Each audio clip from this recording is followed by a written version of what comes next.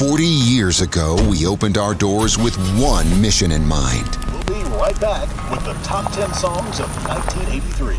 To sell quality American-made vehicles at a fair price. You have arrived. And we've loved every minute of the ride. Celebrating 40 years of Two Rivers Ford.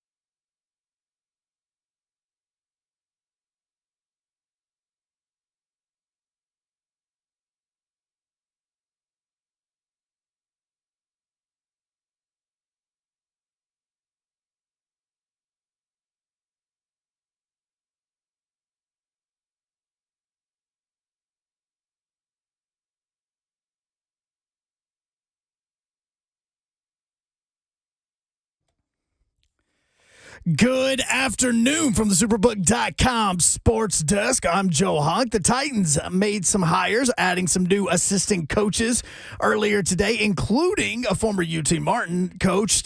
Matt Jones has been added as an offensive line assistant. Around the NFL, former Titans defensive back Lonnie Johnson has been signed to a one-year deal with the New Orleans Saints. The Tennessee Vols have announced that they're going to be taking on NC State in Charlotte to open up the 2024 season on September 7th, because we all know that two things go together. It's heat and a Duke's Mayo Classic. For all your foundation repair and waterproofing needs, you need to visit USSTN.com. Breaking news at once on your home for the Vols, the flagship station for your Tennessee Titans, and home to 3HL. This is 104.5 The Zone.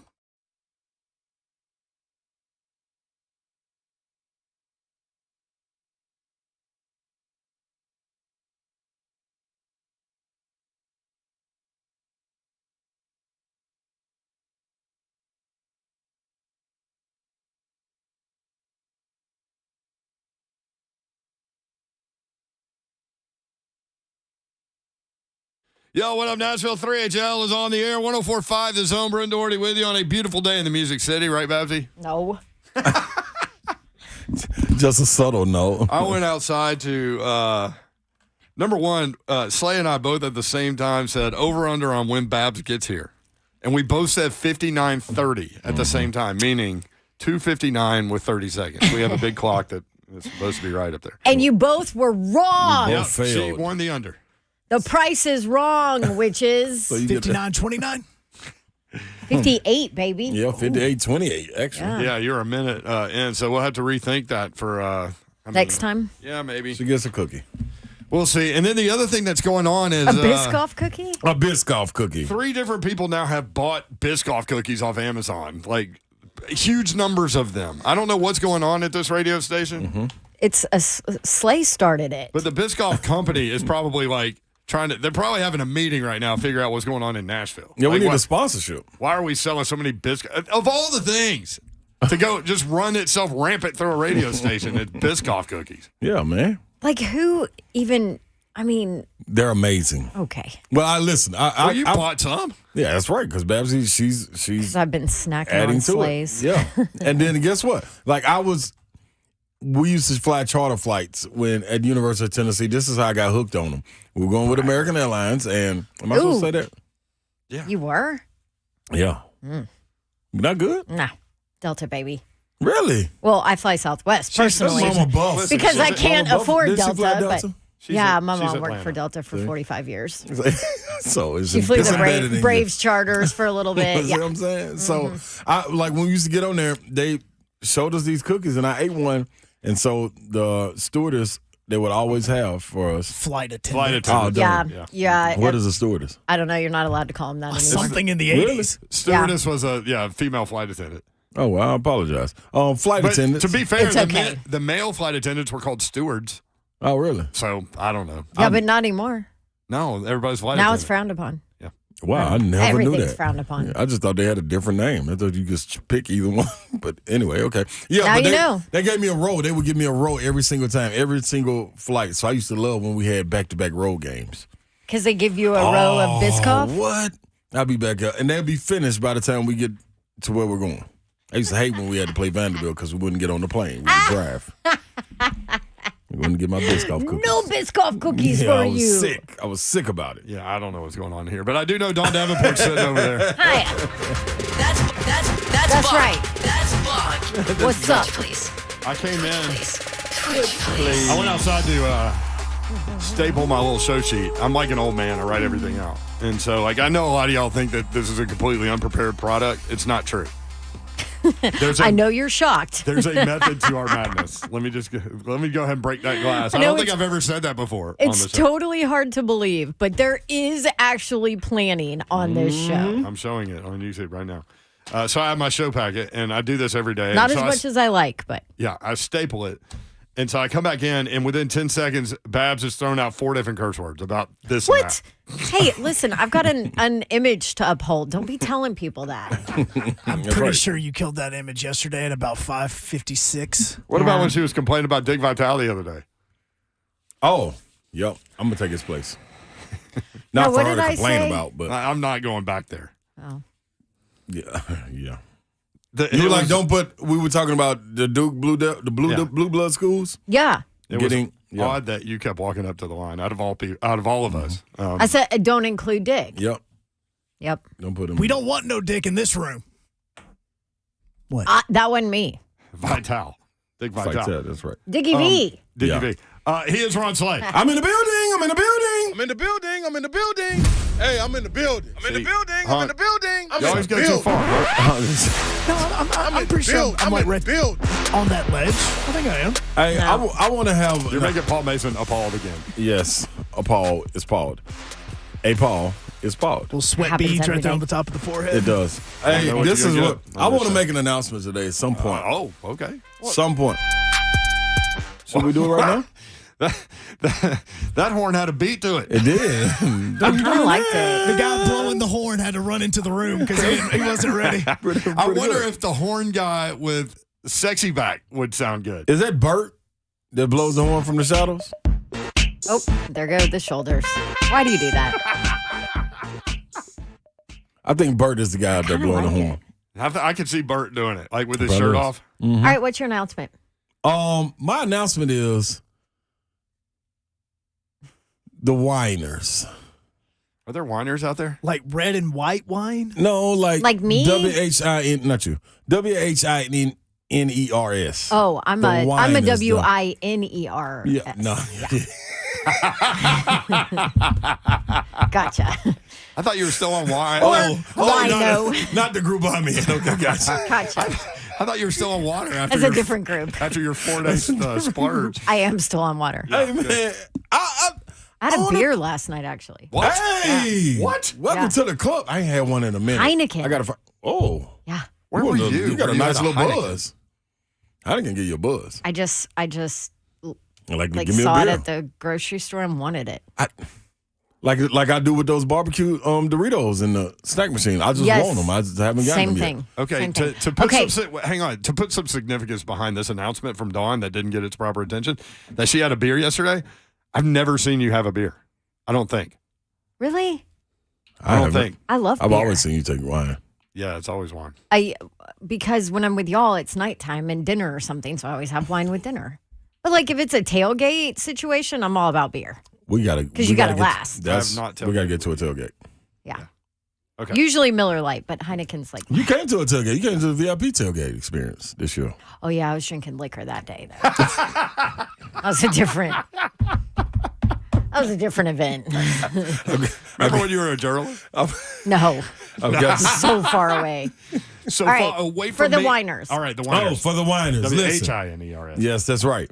And in particularly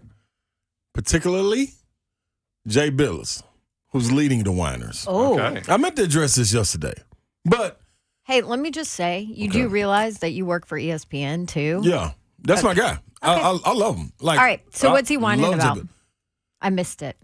and he didn't whine. He tiptoed around the whining that helped throw logs on the whiner's fire. The fact that there's no blue bloods? No, the fact that Tennessee they beat up Duke. This is my problem with this. This is the only problem I have with this.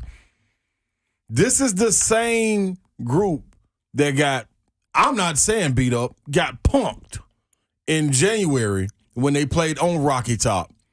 And Kentucky, they can you say it how you want to, take it how you want to. They got physically outmatched when they played Kentucky. They made Kentucky go on that run. You know, when everybody was questioning Kentucky, what are they going to do? Yeah, the Vols. When they lost? When they lost at home in Rocky Top. That's right. So, to me, they got punked. Yes. See what she's doing over here? I love it. It's cool. Just because I'm going at the Duke Blue Devils. Yeah, but I'm really not even going at them. I'm just going at people defending them, saying that they were getting beat up. Babs, if Tennessee would have played Kentucky in the Elite Eight, who would have won? Probably Tennessee. Can't beat a team three times. Yep. Good job, Babs. But this is the thing. He tiptoed around the point of them getting a flagrant foul. It was a foul, and the fouls were called. Michigan State has played like this for years. Tom Izzo has been known to put football pads on his players to go out there and play in practice with a bubble on the rim where the ball cannot enter the hoop, where it has to be a rebound, and everywhere is in bounds. The stands, out of bounds, the clock, everywhere is in bounds. Is that for real? Ball. This is no joke. Is he still allowed to do that? I'm not sure. Probably not. Yeah, but I'm saying this is why? how he Because made our his society's bones. soft now. Everybody's soft. I'm agreeing. In the 90s, early 2000s. Well, there's a reason that Tom Izzo is now in his 20th straight NCAA tournament. Hello. And it's no problem for when they beat people up, because that's what they do. Udonis Haslem, I'm up. Donnell Harvey at the University of Florida. Yes, they made it to the national championship game. Not state championship. The national championship game, and it was glitz and glamour around Mike Miller and being the guy, but those guys were bruises down low. Believe me, we went through it. It's a fight in the paint. That's what it's about. So, when you have teams playing this way, just because the game has evolved to everybody playing positionless basketball and having guys on the perimeter, your 5-man can go out there and shoot and dribble and be finesse and get to the basket. Don't rag on a team and say they went out there and played hockey instead of basketball when that's not the case. They just played a physical style of basketball that bodes well for them. And anytime I'm in the game, if I'm a younger group, anytime I wanted to play with the big boys, I'm an 8th grader. Wanted to play with the 10th graders. 10th grader wanted to play with seniors. I'm a high schooler. I want to go play at the college campus. You know what they're going to do when I enter the flow? You know what them veterans going to do? Them seniors? Put that forearm on me in my chest, because you're not, I don't care how high you jump. I don't care how good you are, how much skill you are. You're not coming out here, young fella, and playing that way. Duke was led outside of Roach by freshmen. Boom. That's why you bring them down to your level. I've been screaming the whole time, lock the door. Lock the door is the same thing as pull them to the mud. You know why you say lock the door? Because when the door is locked, you can't get out. You can't run. That's the whole reason. Boom. Simple. It's basketball. This is the SEC. Big 10 plays that way. Big 12 plays that way. Pac-12 and ACC, the only two that ever have problem with a slow down, beat you up style game, is always in there. Always. So, I just want to say that to get that out. Boom. Can you imagine if Tennessee plays Michigan State in the Elite Eight? Man, bloodbath. And guess what? Playing FAU going to be the same thing. They got a roster. They played 9 guys, and they got a roster full of COVID year guys. So the sophomores that's on there, they really juniors and seniors for the juniors. And not to mention, their head coach is already greasing those reps with his soundbite from yesterday. Play it, study Australian rugby rules and get ready for the Vols. At least get it right, dude. Australian rules football. And guess what? Welcome to the SEC, because you are a mirror image of what? Football. Wait, he's talking about rugby. Country. He didn't say rugby. It's Yeah, either what'd he say? rugby or it's Or Australian Australian rules football. football. Yeah. That's but- such a Vols homer kind of No, comment. that's me say it right, dude. No, comment. you wouldn't have cared if it wasn't against No, Tennessee. I like him saying it. I'd do it too if I was him, but I would I'm say just it saying correctly. it's against anybody. And in March Madness, they don't call fouls. I've been saying this leading up to it the whole time. It is who is the toughest, and you got to have a veteran bunch. Do you think his comment will have an effect? Do you think No. all this talk will have an effect on the officiating in this game? I don't think so. Reason being is because he's going to play it up, but they play that style of game. Yeah, They and do in too. tournaments, typically they let them go. Typically, Yeah, and these guys want to shoot threes, so of course he's going to say that to get when they go into the offensive rebound and somebody chuck them, fly and get the foul call, put up a highlight on it. But I think it is what it is. This is the team. You never heard a coach say when we got there, man, we were so finesse and so skilled when we had it. No, we were the toughest. We were gave the most effort, and we played with the most energy in this game. Simple. T-Rod 999. Yes, they are two different but similar sports, not the same in all caps.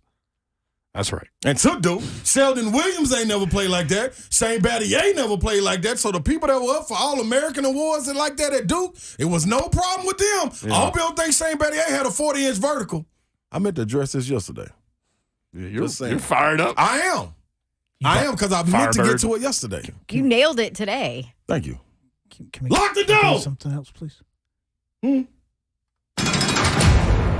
That's the same thing as bring them to the mud. It's hard to get out the mud. It's hard to get out that door when it's locked, too. What about quicksand? Hard to get out of that. You bring them in now.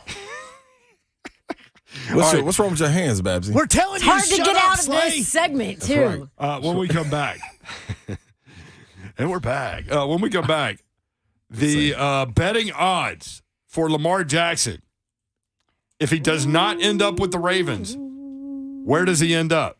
We'll tell you. You're going to know. 615-737-1045.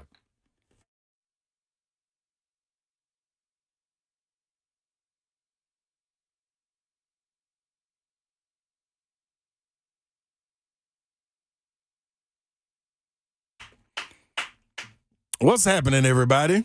It was Babsy clapping for my ovation of my speech I just gave, I guess. Superbook. Superbook is right here.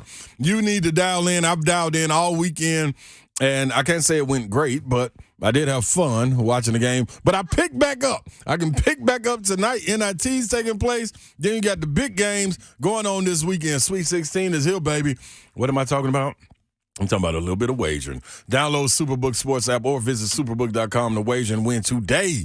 Because if you bet today, you can win today. It's only makes sense. Anyway, Superbook has a team of dedicated odds makers behind the counter in Vegas, setting all of the prices. And we're talking about the guys with decades of experience, showing you why you should have Superbook have the best odds around. And dial in with them, people. Real simple to do. You spend valuable time thinking about which bets to place?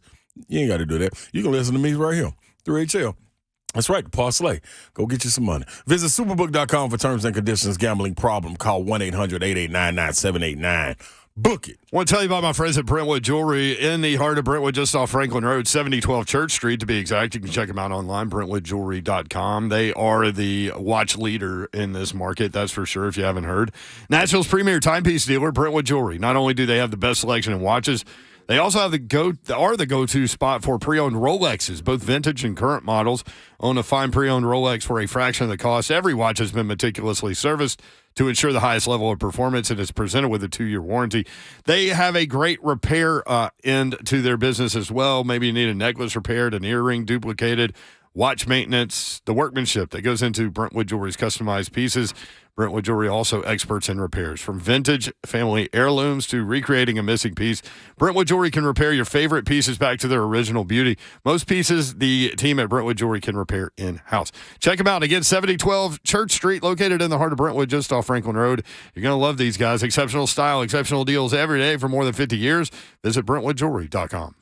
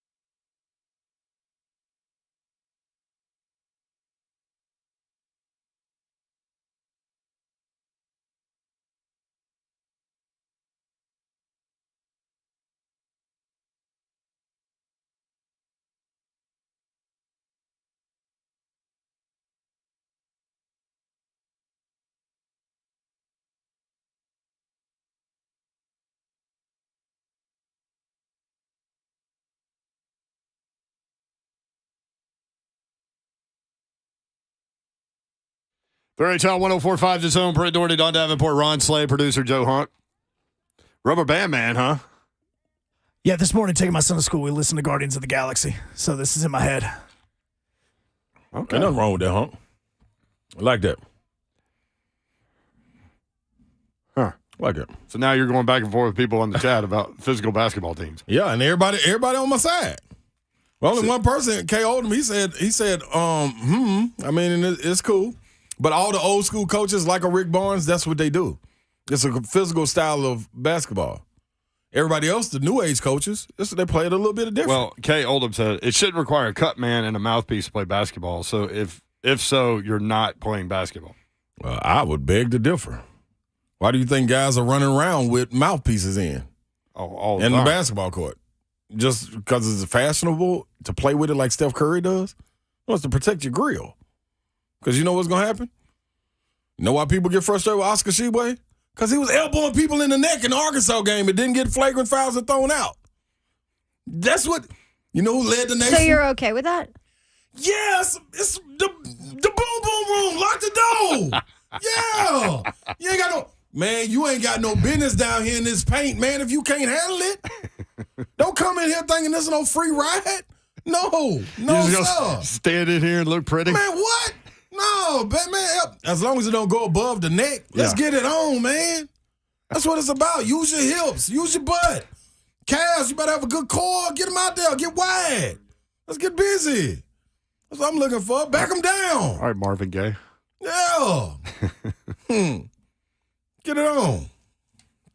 Just saying, Babs. You don't have Let's Get It On? No. The minute you said how that. do we not have that? The minute you said that, I went into Hunk's ear. I was like, let's get it on. Hurry. Let's get it on. Shoot. Oh, I am appalled by everybody at this station for us not having this song in the system. There must be a reason. Can't blame it, huh? Maybe. Marvin Gaye, what a sad story that was. And show just took a left turn. Well, it is. Look it up. YouTube, Facebook Live, Twitch, Twitter.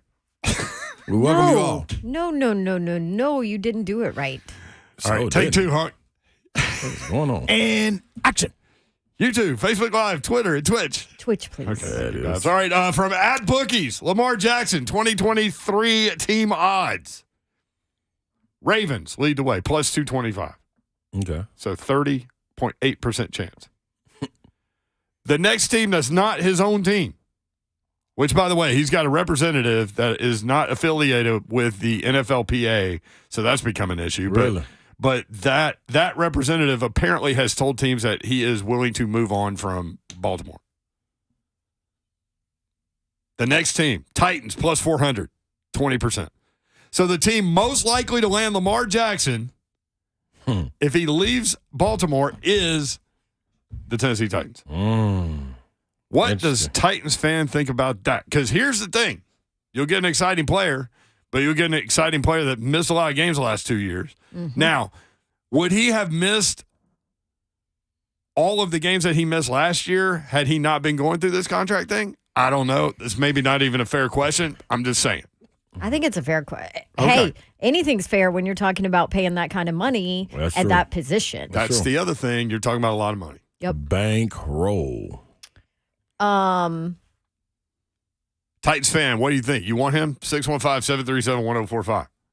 Here's my problem. Okay, talk to us. Here we go. Back. So your question, Yeah. Okay, would he have missed that many games if he wasn't going through this whole contract thing? Well, to me, it's negative. Like, okay, so he's missing them because he's going through this contract thing. Well, what happens when he's unhappy because he doesn't have enough weapons? Or what happens when he's unhappy because his line sucks? Or what happens when he's unhappy because now he's underpaid for the market and, wants a different deal? Is he just going to be injured and sit out? I mean, I don't know. If that was the case last year, then that's a problem. If that wasn't the case last year, then you add that to the number of games that have been missed in the last 2 years, and that's concerning for a franchise quarterback. He's missed 10 games in the last 2 years. How many of those were this year? Five this year, 5 last year. Last year. But his record. That's my take on it. Here's another thing. His record as a starting quarterback is 45-16. I mean, the dude wins. That's tough. That's tough. I think some changes would have to be made for me to accept him as my quarterback. We're not gonna have that running style. You most definitely gonna run because that's a weapon, but can't have it if you're a horse. I was going to say, but that's his game. I think I'm saying. I think if you go Deshaun Watson. I think if you go Lamar Jackson, you have to trade Derrick Henry. Yeah, see, I don't. That's like oil and water. Like that. Those are two different styles of games in terms of what the playbook will and should look like. Right? Yeah, I agree.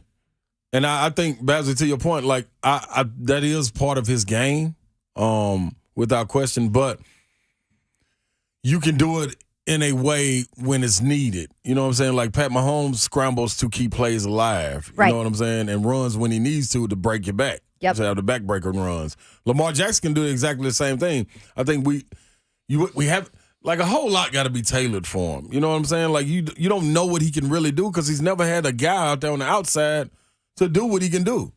I mean, you need a really versatile running back when you have Lamar Jackson because he's going to extend plays, right? Like, so the running back has to be in pass patterns and be able to move around with passing game concepts in his head. Yep. And that's not Derrick Henry. You see what he can do with a guy like a tight end that he believes in. Mark Andrews, like, is like that is serious. The connection, like he right up with Kelsey and all of them as far as yards after catch, everything. Like he make plays. Wouldn't that be your safety blanket if you had him too? Exactly. I mean, that's a pretty dang good one. Yeah. So your point is, it would be good for Chig, maybe. Yeah. Exactly. And then like you get a big receiver. I don't know if has he had a big receiver. Who was Hollywood Brown was small guy. No, he's small tiny. guy. You know what I'm saying? Like the people are weighing in on the chat. No, thank you. LJ is nothing more than an often injured RG3. Hell no. He would miss more games with the Titans O-line. Hell no. Hell no. Nope. Injury prone. Don't want him. These are all we don't want Crybaby. Facts, he's a diva. Jackson, hell no. Dang. They got to be able to, but here's call one. in and tell us why. TD says 100% We yes. We got calls. But to me, the availability is the problem. If you're not going to be healthy and ready to go in the playoffs, then what good is paying a franchise quarterback and having a franchise quarterback if you're not going to be healthy at the end of the year when you're ready to go try and win a Super Bowl? I really can't see them going down this path. I think this is bizarre that they're like the betting favorite outside of Baltimore, but got to be some whispers somewhere. Though. Yeah. That started to surface yesterday. Physically feasible. I mean, I know at the end of the day anything is, but I'm not sure it's like financially feasible to fix it and make it all happen. I mean, there's a lot that has to happen to make it happen, right? Yeah, make it happen, Captain. Not to mention, if you're Lamar, I'm looking at that wide receiver room, and I love you, NWI, but I'm like, the hell? I'm not coming there. Shouldn't his rule be I need somebody in that room that's faster than I am? He's going to go where somebody pays him what he wants. That's where he's going to go. Yeah. Keith in the borough, next up on 3HL. What up, Keith? What's good? Hey. Go ahead, man. What up, Keith? What's good? Yeah, they just let a quarterback sign with the Browns to look better than Tannehill. So what? So I'm good with getting Tannehill out of here and giving me somebody else. Well, how you feel about Lamar? Though? Huh? How do you feel about Lamar, and who would you rather have than Tannehill? First off, I'd rather have Dobbs than Tannehill, but I'd also rather have Lamar than Dobbs is gone. He signed with Cleveland. He said, sound like he said Lamar though. Oh. And then he said second. I'd rather have both Dobbs or Lamar Jackson over Tannehill. Either one. It didn't matter to me, but I know Dobbs left. So, but Tannehill's not getting us nowhere, so. Yeah. I just. Appreciate that, Keith. Well, what you think, Baz? Like, Keith, I love you, but I just can't take anyone seriously that says they'd rather have Josh Dobbs over Ryan Tannehill.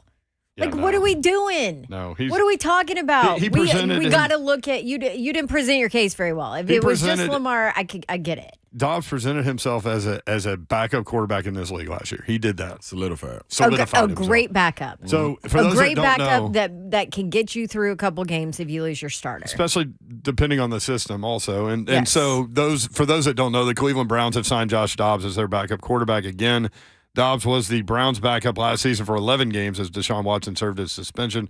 When Deshaun came back, Dobbs was released.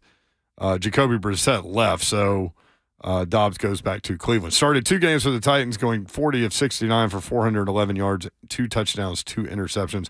Browns also have former Texas A&M quarterback Kellen Mond on their roster as well. So there's a little nugget for you. Walter in Springfield. Walter, what's up? I agree with most of the callers. To give that kind of money to Jackson, he's a crybaby. I don't think he'll last that much longer in the NFL as a quarterback, running quarterback. He's a horrible passer. We've been down that road too many times, giving these big money to these free agents, and look what it got us. We need to spread that money around and make the whole team better. Now, this paying these quarterbacks is $40-50 million is getting to be a joke. Thank you. Appreciate it. It's hard. That's where the league is. That's where the market is. It is hard, but it's also hard to just say running quarterbacks when this entire era of new age quarterbacks are running quarterbacks. But here's the thing on the economics, and I get people that are like, trying to make ends meet and all this stuff, and like $45 million to play 17 games at quarterback is unfathomable for a lot of people, but you are worth what the market is willing to pay you. That's the thing. Yep. I mean, that's it. It's as simple as that. When your name is called, it just shows you how freaking important it is to hit on a quarterback in the draft if you're in that position, because and really hit on all your first and second rounders in the draft where you get them cheap for 3 years. I think it's smarter for this organization to figure out their quarterback situation for the next however many years through the draft. Mm-hmm. And to your point, that's where the hope is that you find one and you can win with that one, and you can do it on a rookie contract, and you can spread the money around. That's how Philly won. Mm-hmm. That's how Cincinnati's been winning games. Did you guys see, speaking of quarterbacks? Now, the Rams did the other way. Correct. And now they're garbage. Yep, but they got theirs. They got there. But see, and that goes back to one of our summer topics. Like, would you rather do that and win a Super Bowl and then be garbage for, 5 years, 7 years? But a playoff team for like 10 years in a row, but not win one. Or a playoff team. Yep, exactly. Well, because I would rather, I always fight with Mr. Babs about this. He wants the Super Bowl once. Doesn't care if it just once in his lifetime. A Titans Super Bowl win. That's it. Doesn't care if they're garbage for the rest of the time. I'm like, well, I'd rather go to the playoffs 20 straight years with a chance in those 20 straight years to possibly win a Super Bowl. But knowing that you won't. No, not knowing that you won't. Okay.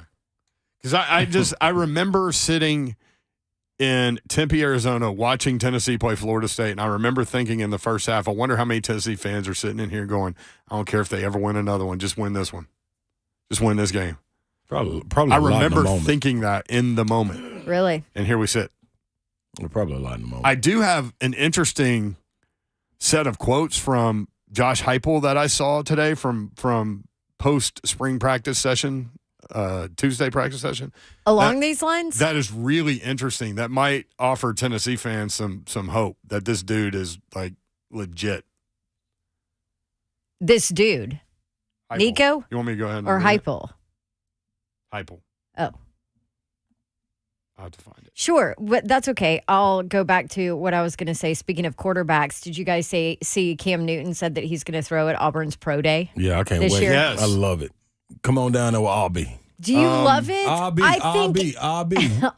He'll be 34 in May. He did not play last year. He did not play, and the rumor was that he could not pick up the offense in New England. Or let me put it this way. Did not put forth the effort to pick up the offense in New England. Here's what sorry, go ahead. No. But I was going to say, but then when he went back to Carolina, though, he didn't look like anything. He's been hit so many times, man. Well, and if you look at his passer rating, it hasn't been decent in the last, 2 years that he played. And this is my other thing. I'm like, okay, wait. Now you're going to go take attention away from and reps and snaps from the Auburn kids that are there now that are going through pro day? Like, come on, dude. Maybe, I love me some Cam Newton, War Eagle. Maybe it's since they don't have a quarterback coming out. They probably told me to come down here and throw, and I don't know. Here, Jim Wyatt's coming up next. But there could have been somebody else. Yeah. This is what Heupel said today. That wants a chance. Sorry, go ahead. At the end of the day, everybody that steps foot on this campus day one, you better have the mentality and approach that I'm competing to be the starter right now here today. If you do anything less than that, you're cheating yourself, you're cheating the program, you're not going to be ready when your opportunity comes. At the same time, for the 125 guys that sit in our team room, it's their responsibility, it's their job to prove they are going to play at a championship level. When you do that, then it's our jobs as coaches to find a role that's going to allow you to play at a really high level and help us win football games. That's what these 15 days are all about, talking about spring practice. Don't make the same mistake twice. Reset from play to play. Grow every single meeting and every opportunity that you have on the field. The young guys inside of our program, man, they're going to make a ton of strides in these 15 days. Really, everybody should. The first 5 aren't going to be as good as the second 5, aren't going to be as good as the third 5. When they come back from training camp, they're going to be a completely different player too, because they've had an opportunity to sit back, digest, reset, learn from everything, be intentional in the way that they work all summer, and grow during the course of training camp too. It's an ongoing process. It doesn't just happen. You don't just snap your fingers and be ready to play. That's part of having a deep roster, having competition, having an opportunity to get all these guys reps, really beneficial here as we go through spring ball. I love that. Listen, all I'm hearing is mentality. Yeah. It's a different mentality. Which is what he said from day one, but everybody started pointing back to, well, that's what Butch said, and that's what Derek Dooley said. And then I'm going to go James Franklin. James Franklin used to say when everybody, he would talk about winning at Vanderbilt, and everybody would say, Vanderbilt's never won. Y'all ain't never won 9 games, blah, blah, blah. He's like, what does any of that have to do with me? Nothing. Yep. And that's what Heupel's saying here. Mm-hmm. And he hasn't wavered from what he has said. He played right. He goes, I think for you guys, you walk out there and you can see the difference in depth, really at every position. The new guys, the young guys that we've added, length, athleticism, size on the offensive and defensive lines, much deeper than we've been. Skill spots, same thing. For us this spring, truly going to be able to get reps for an entire roster of guys. Year one, we were a shell of not just numbers, but athletes on the grass that we are today. That allows you to increase the number of reps that you're going to get during spring ball, creates tons of competition and urgency from the meeting rooms to what you're doing on the practice field. All right. That's a coach that's excited because he actually has true, that's what I talented think. I think he's like, oh, crap. That he has never had as a head coach. And iron is that's my take on that. Iron. Yeah, well, I keep hearing, to make it better. I keep hearing about this receiver from Oregon that transferred in. 6'5". Dante, Anyway, all right, just wanted to share that. Jim Wyatt coming up next. We got a lot of Titans. They added 3 coaches. We'll talk with Jim Wyatt next on 104.5 The Zone.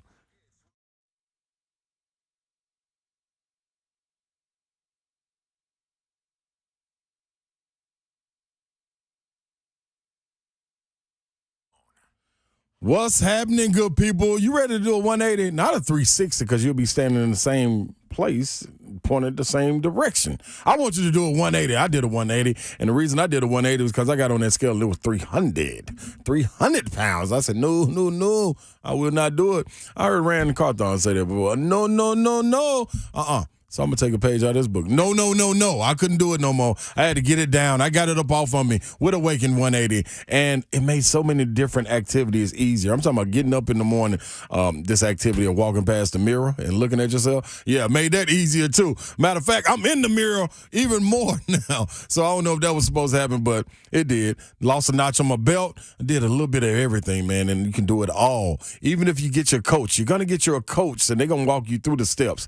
You can make it real simple. You look into you want your results, you'll get your results. Schedule your Awaken 180 at-home consultation by calling 844-346-1800. That's 844-346-1800 or online at awaken180weightloss.com. BuddyAllenCarpet1.com. That's the website. Locally owned flooring specialist here in Nashville, and they're in Donaldson, 2405 at Lebanon Pike. Locally owned and operated by the Allen family, as a matter of fact, for more than 55 years. Zach, Jenna, and Judson Allen are brothers and sister, and they will be in the store, a part of your process and project the entire way through the installation. Check them out online, BuddyAllenCarpet1.com. Again, in Donaldson, 2405 at Lebanon Pike, 615-883-3289, BuddyAllenCarpet1.com.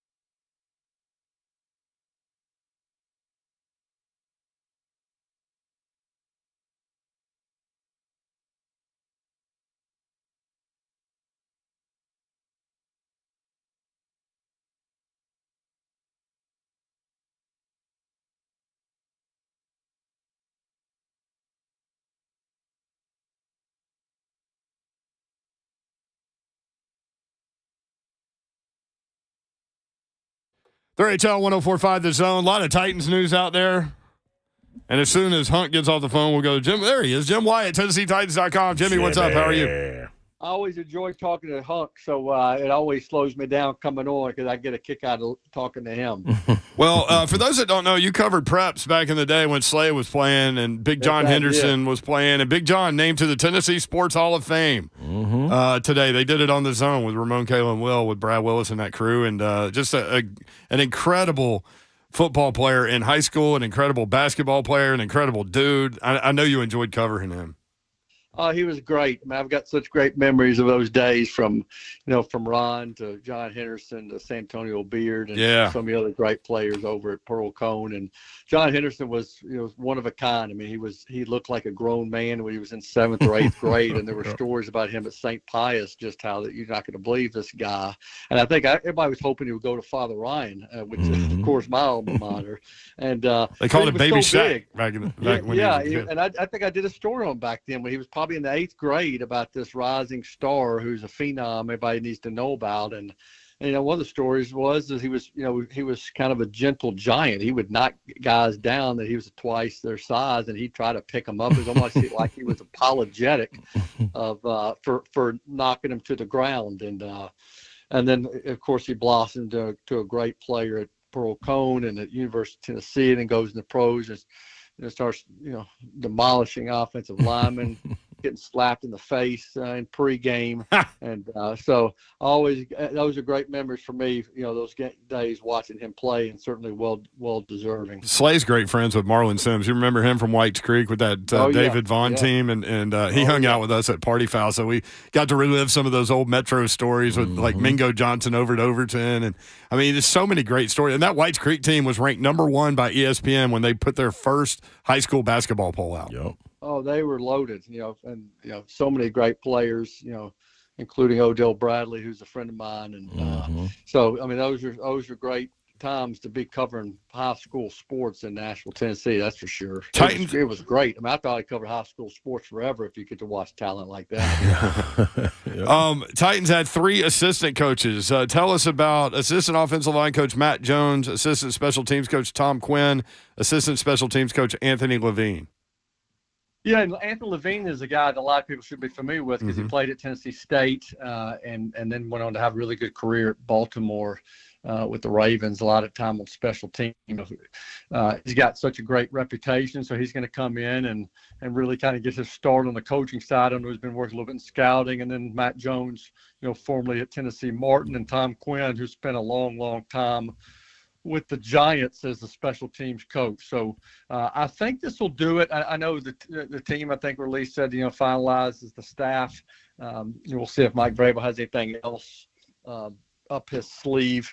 But I think you certainly got a lot of new faces in this group. A lot of turnover, new blood, I think is good. And we'll kind of see how things go from here. So I'm curious to see who else these guys are going to be coaching because this is a roster still in progress.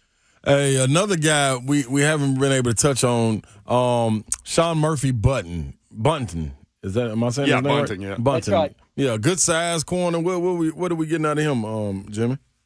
Well, he's a good player, and then if you saw on Twitter, Logan Ryan, kind of vouching for him, just about his playmaking ability. I mean, I think one thing about Sean Murphy Bunting is he's proven that he can do it in big games. I mean, back in 2020 when the Buccaneers were away to win in the Super Bowl, he had an interception in each of the team's playoff games. I think he's the first guy to do that since Ed Reed, Hall of Famer Ed Reed, did it.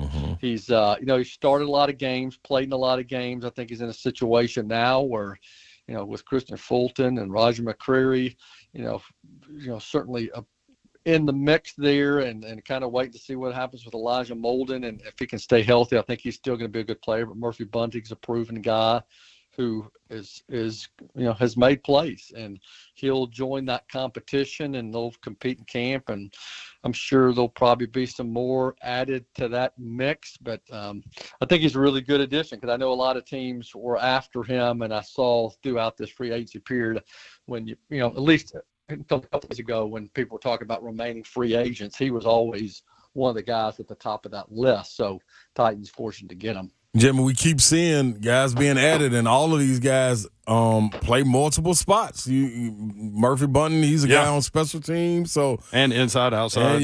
So they're getting what they're aiming for, huh? Yeah, and I think one guy, I guess Daniel Brunskill, fits that to a T because he's the guard from the 49ers who played all 5 spots out there. I think he ends up inside, and I think competing. I think Andre Dillard ends up at left tackle. He said yesterday that's the spot he is aiming for to start.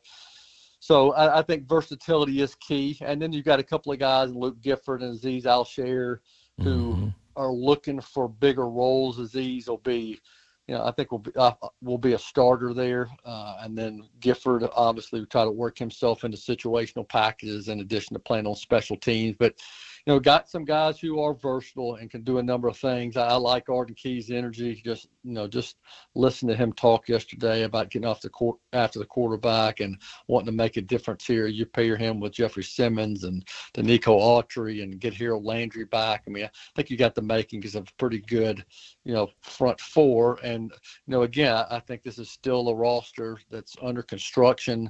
More people are going to be added. But 6 guys, a pretty good start. Mm-hmm. It's really interesting. Obviously, Lamar Jackson stuff started to be thrown around yesterday. Now he's the betting favorite to end up in Tennessee, if not in Baltimore. Do they have the financial means to be able to make something like that happen? Because that's a lot of money. Yeah, it is. But I do think you can be creative with the cap and make things work. It's just a matter of whether or not you deem he's a fit. I mean, I did find that interesting, and I know there's certainly been a lot of chatter about him here. But there's been a lot of chatter. Let's face it, there's been a lot of chatter about a lot of things here, right. From Tannehill to Henry to Byard to Simmons to a lot of different free agents. So you just got to sort through all of it. We'll see what happens, what doesn't. It's that time of year. It's also interesting because it seems like he's one of those type of players that some fans seem to be foaming at the mouth, hoping the team will sign him, while you got others that say, I don't want to touch this guy. So I'm curious to see what your calls are like too, just on people don't want him. Yeah, that's interesting because he is a dynamic player. But you're projecting now. You bring a guy. His next contract is going to be. You're going to have to commit to him, whoever it is, for years to come. That's why I'm surprised that he's evidently against signing a 3-year deal, because then he could just do it again when he's still 29 years old. But I mean, I guess the biggest problem with him for people is that he's missed 10 games in the last 2 years. Mm-hmm. Yeah. But certainly a dynamic player, no doubt about it. All right, Jimmy. Good luck to the Vanderbilt Commodores making that run. That was a hell of a finish against Michigan. Man, postseason play, baby. It was crazy. Yeah. I still, can't help but think they'd have been, certainly could be still playing in the NCAA tournament the way they're playing. No but question. It's still fun to watch them, and it's given me an opportunity to go to a couple more basketball games at Memorial Gym this year and kind of celebrate this team. And so it should be fun over there tomorrow night. That was like Barry Goheen and Scott Droud type stuff the other day. Good stuff, man. Yeah. All right, appreciate you. All right. All right, Jay Wyatt Sports, at Jay Wyatt Sports. So, I mean, he didn't throw a wet blanket on top of that Lamar Jackson stuff. Not at all. Why do you have to do that to us? Not at all. So anything can work with the salary cap. Things can be done. Just got to get creative. Got to get creative. That was the word. I like it. TennesseeTitans.com. That's where you can get your Titans content and comments, I guess. We want your comments. 615-737-1045. Allan Bell from Sportsline.com will join us at 4:20. We'll take a look at the Sweet 16 from a betting perspective. But next segment, we can talk about Lamar Jackson to Tennessee if you want it. Again, if you missed it, the betting favorite to land in Nashville if he doesn't land in Baltimore. That's where we are right now with Lamar Jackson. 615-737-1045.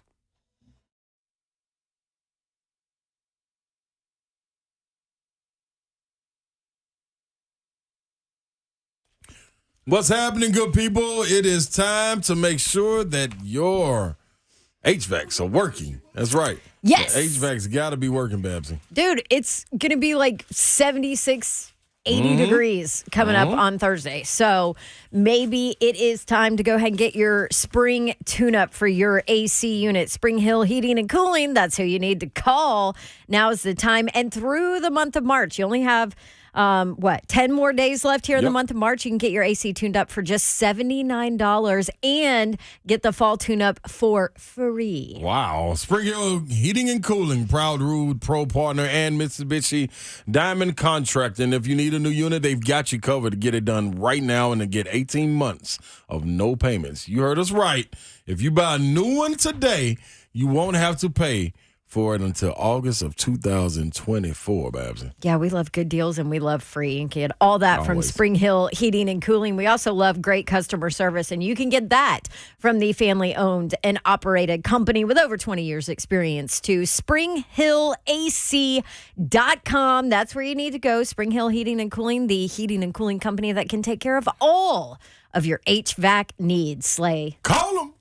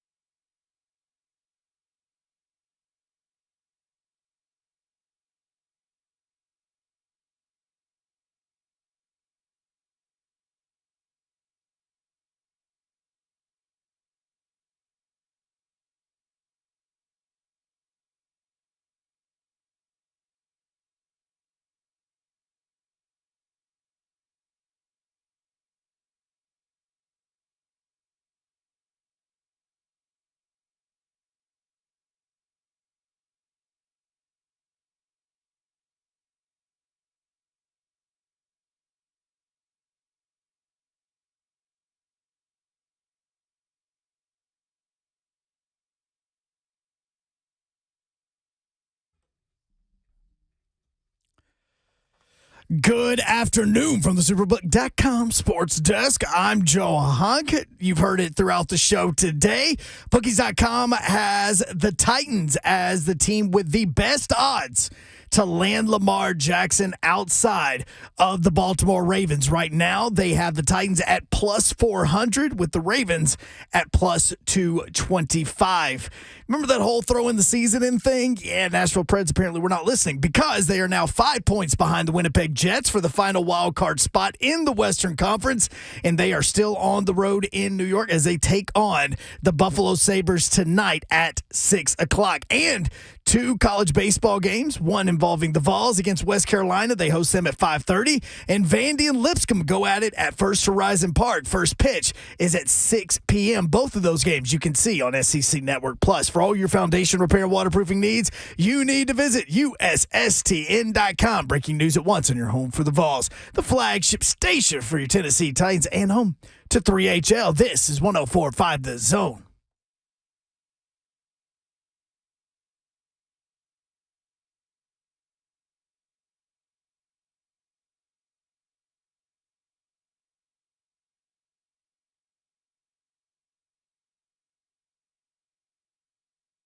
HL 104.5 The Zone. A lot going on. A lot of NFL news. A lot of Titans topics. A lot of NCAA tournament basketball. Lady Vols look like the old Lady Vols. The first 2 rounds of this tournament. Now, the opponent is what it is, but they played opponents like that before in the years since, Pat, and not look great. Yep. But this team has like a different look to it. Now they get to test against Virginia Tech coming up, the number 1 seed. That's right. Coming up, so we'll see. Lady Vols, the 4 seed, number 1 seed, Virginia Tech, Saturday, 5:30, ESPN2. Tennessee's won 8 in a row against teams not named South Carolina. They've lost twice to South Carolina. Yeah, that's pretty. Yeah. So I mean, everybody loses. That's what I was going to say. I mean, anyway, serious. Virginia Tech has won 13 games in a row.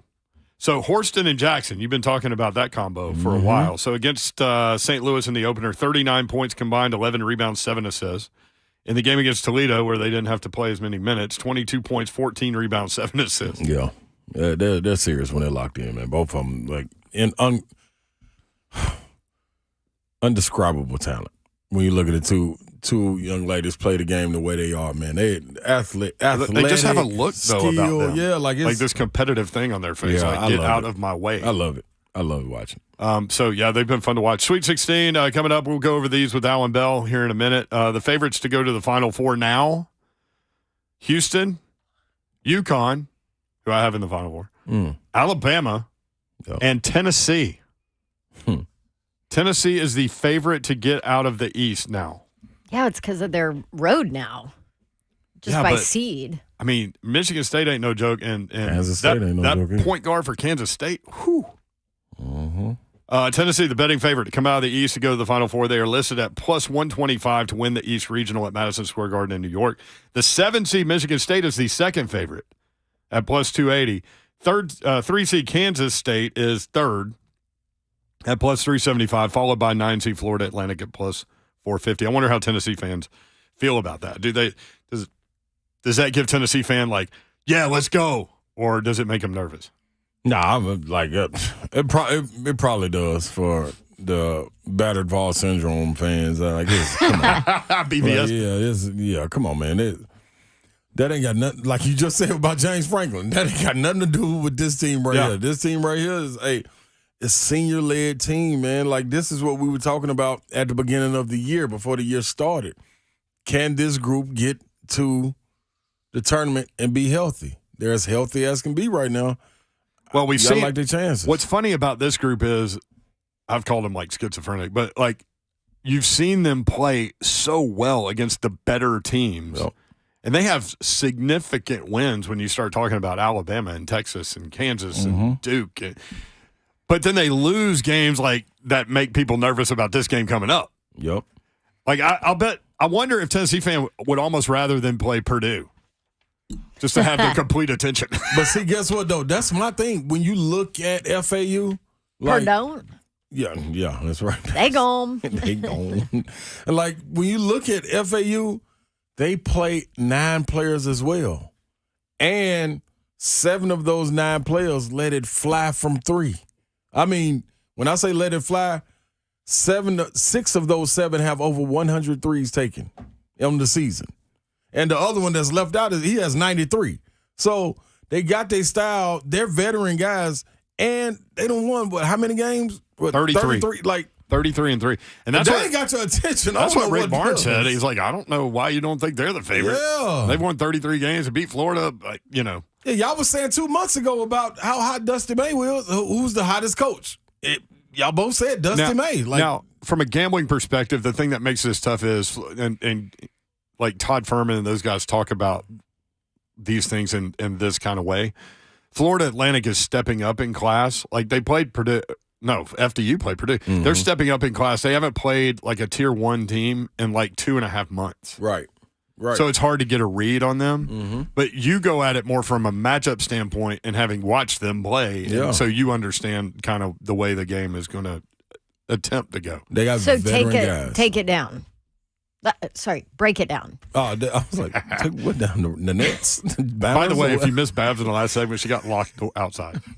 I got locked out. That ain't funny. Out of the building. Yeah. I was not in the building. See how crazy it is when the door locked? I'm out the building. Especially when, you know how Babs doesn't like the cold. I know. I went to my car to get something out of my car, and then I tried to come back in. I forgot my key tag to get in the building. There is no breaking in this building, by the way, and there's nobody here. Well, that's good. Nobody's here. And then I couldn't even get out of the parking lot to go to the front door because you can't get out of the gate once you're in the parking lot unless you're in a car. So you would have had to get in your car, go park on the side, bang on the front door. Bang on the front door. Oh, you can ring a doorbell there. Yeah, but there's nobody here. Yeah, I think Chloe would open the door. I don't know. Yeah. Fingers crossed. Anyway. But yeah, so Babs was banging on the door. She missed the whole segment. I came in, but I did hear that you said did you want to hear it? Jim Wyatt did not put a wet blanket over Lamar Jackson, which Jim Wyatt knows what's going on. And I was trying to figure out a way to ask the question because he does work for TennesseeTitans.com. But and so do you have the question in there or just his answer? Just his answer. Okay, so the question was that I came up with was a lot of chatter about Lamar Jackson the last couple of days on the national shows. And then today he's the betting favorite to come to Tennessee if he doesn't go back to Baltimore. Is this even financially feasible? Yeah, it is. But I do think, you can be creative with the cap and make things work. It's just a matter of, whether or not you deem he's a fit. I mean, I did find that interesting, and I know there's certainly been a lot of chatter about him here. But there's been a lot of chatter. Let's face it, there's been a lot of chatter about a lot of things here, right. From Tannehill to Henry to Byard to Simmons to a lot of different free agents. So you just got to sort through all of it. We'll see what happens, what doesn't. It's that time of year. And it's also interesting because it seems like he's one of those type of players that, some fans seem to be, foaming at the mouth, hoping the team will sign him, while you got others that say, I don't want to touch this guy. So, so true. I'm curious to see what your calls are like too, just on people don't want him. Yeah, that's interesting because he is a dynamic player. But you're projecting now. You bring a guy. His next contract is going to be. You're going to have to commit to him, whoever it is, for years to come. Wow. Yeah. How about that? I think I let in. It's going to be an expensive thing, and he said, "Yes, it is." But yeah, that's what it was. He's right. Well, and no wet blanket on it. No, and that surprises me because my take was that. It's going to be tough and maybe feasible financially, but definitely there's a lot that you would have to do there. But that's what he said. But get creative. In getting creative, you also got to take out of it. This is everybody being mentioned, like Kevin Byard. Like right. It's not a stretch to hear of a guy that's up like Lamar Jackson. You know what I'm saying? Like I'm sure if somebody like Pat Mahomes was up, we would hear him too. You know what I'm saying? Like, because who thought we would be talking about Jeff Simmons not being signed back, or Kevin Byard being on the chopping block a week before Derrick Henry? You know what I'm saying? Like, It's the season of lies. Is that what they say? Mm-hmm. You know what I mean? It's like it's wild. It's the wild, wild west right now. You gotta be out when you walk outside. Have your head on a swivel. I think with these particular issues, though, I get locked out. I think it's a matter of things being thrown out there, and then people get wind of it. I think this stuff is real. Right. Yeah. Not that it'll happen, but that somebody's talking. I just think it is what we said initially. Like everything is on the table with a new GM. Mm-hmm. Right. Speaking of Kevin Byard, he's giving back to MTSU again. This from MTSU Athletics. Due to his significant gift and accomplishments on the field, the Strength and Conditioning Center that they're building over there, it's going to be phenomenal, is the new Student Athlete Performance Center will be named for Kevin Byard. Oh.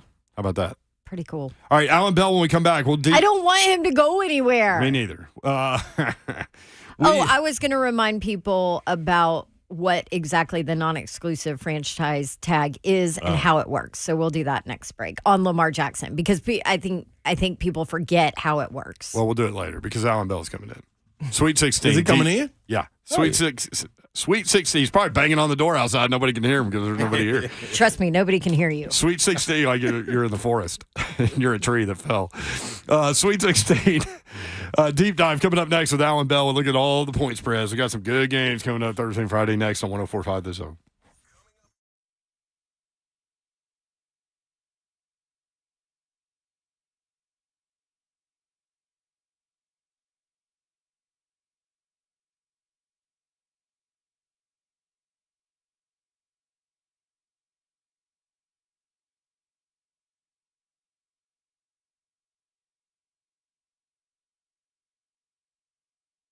Ron Slay, and I'm telling you about exceptional style, exceptional deals. Every day for over 50 years. You're probably wondering, what are you talking about? Brentwood Jewelry, that's what I'm talking about. BrentwoodJewelry.com. You can also go there to the location in person, 7012 Church Street East, located in the heart of Brentwood, just off Franklin Road. Real simple to do. I'm talking about engagement, watches, whatever you may be looking for to desire, whatever your heart desires, you can get there. Repairs. I even hit B up. B is Brandon. Yeah, not Brentwood. But yeah, I hit Brandon up and I let Brandon know, hey, man, dog, I got this watch, man. I need to get a battery replaced. And you know what he told me? Man, bring it on through. We get that done real quick. And that's what happens when you walk in. I went in there to pick out a ring. Got that done real quick. Not saying that I just zoomed through it, but he knows what they're doing. His employees know what they're doing. His family, they're going to take care of you. You need anything, repairs to necklace, repaired earrings, whatever it is, they take care of you. Watches, does not matter. They got new hours. Brentwood Jewelry has new hours for 2023 starting January 2nd, which is already here. You need to get on through there. I'm going to make it real simple for you. Brentwood Jewelry, exceptional style, exceptional deals.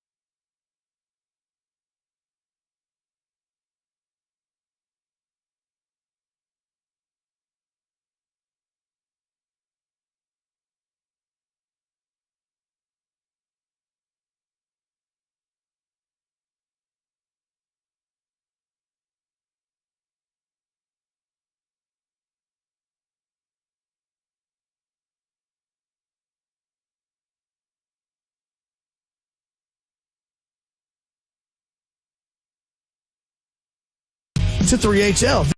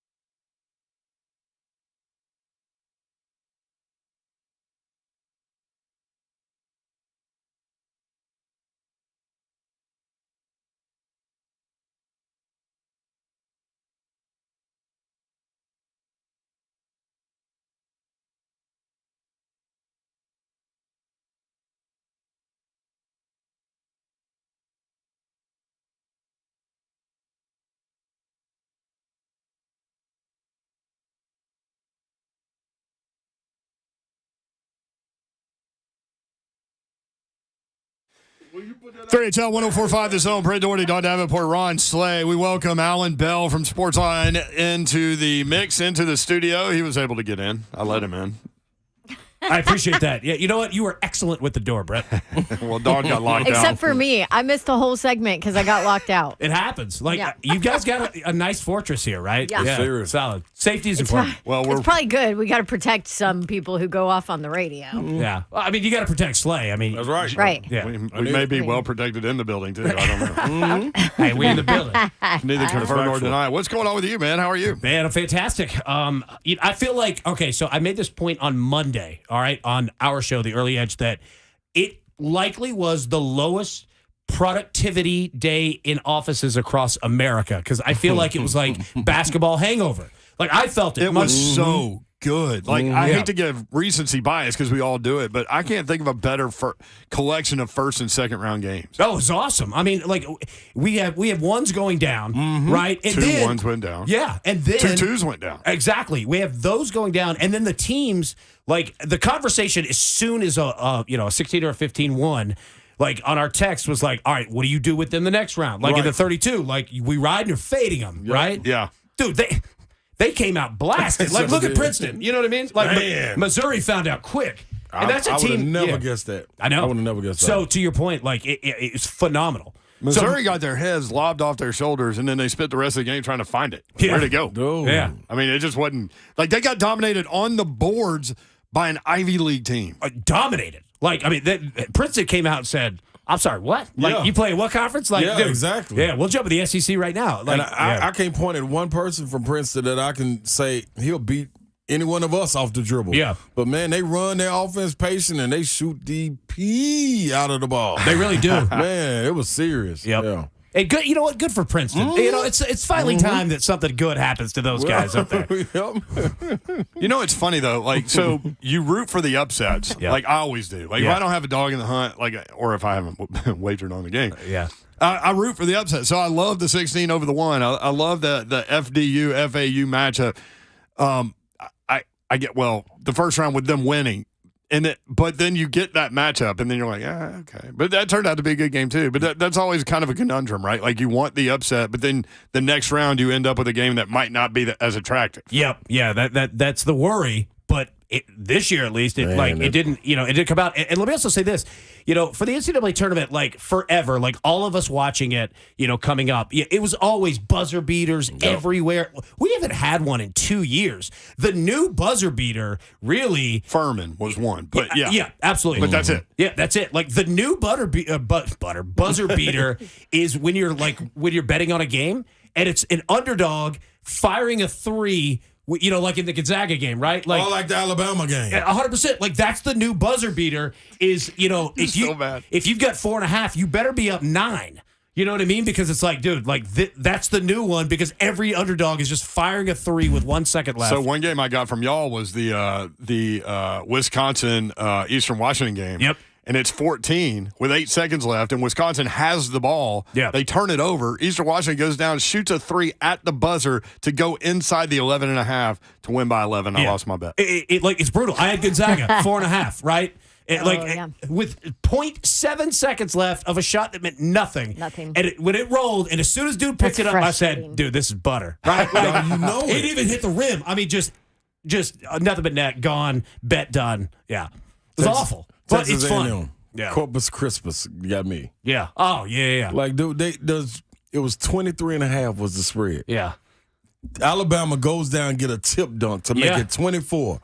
It's like 19 seconds. Everybody's cool with dribbling it out. Yep. Texas brings the ball across, dribbles it out. The guy on the wing, he had to be a senior, sprinted over there and stole the ball from him. Or he bet on the game. Yeah, one of the two. That's what I thought. Took 2 dribbles and did a step back 3 with guys on his bench saying, no, like, don't do that.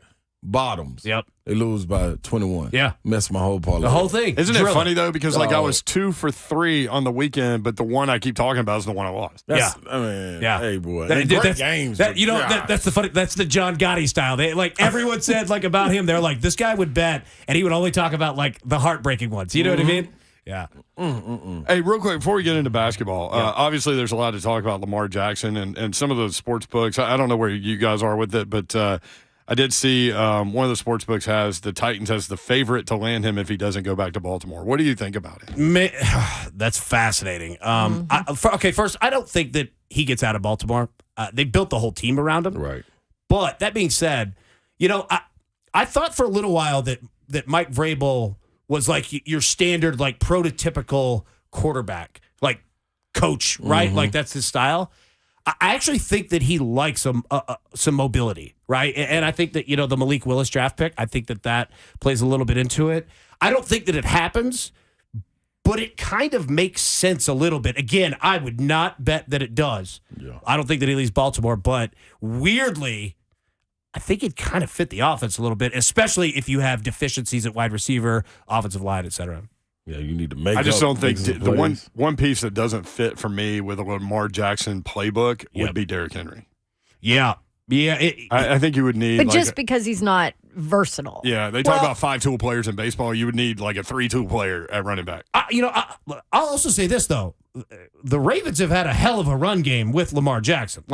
It's not like they don't run the ball. You know what I mean? But you have to have pieces. They've got a good offensive line. They use their tight ends well. Their receivers, it's almost like you remember playing in high school, and if you're a wide receiver, you blocked a lot because generally your offense was running the football.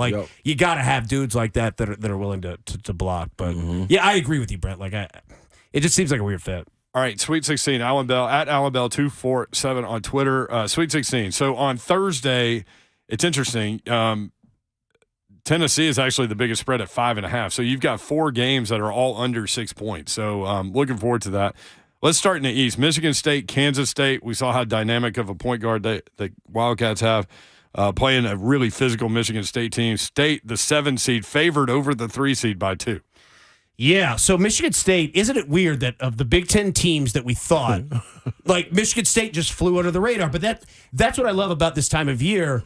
Izzo, man. 100%. He should never fly under the radar. Exactly, right? And what is it, 20 straight? Yeah, and these coaches, Don, like you just mentioned, Tom Izzo, they show you how valuable they are as a basketball coach, right? Because these games come down to essentially 2 possessions, and Izzo's value is, I can win you 2 possessions. You know what I mean? Right. But you look at Michigan State, they're a better team than people think. All right, so they're only allowing, on average, of just the 2 NCAA tournament games, 61 points per. Okay, so they're playing great defense, but on the other side, they're scoring more than people kind of they're averaging 70.5 points per game offensively. So, yeah, I think it's going to be a rock fight style game, but I'm not going to doubt Izzo, man.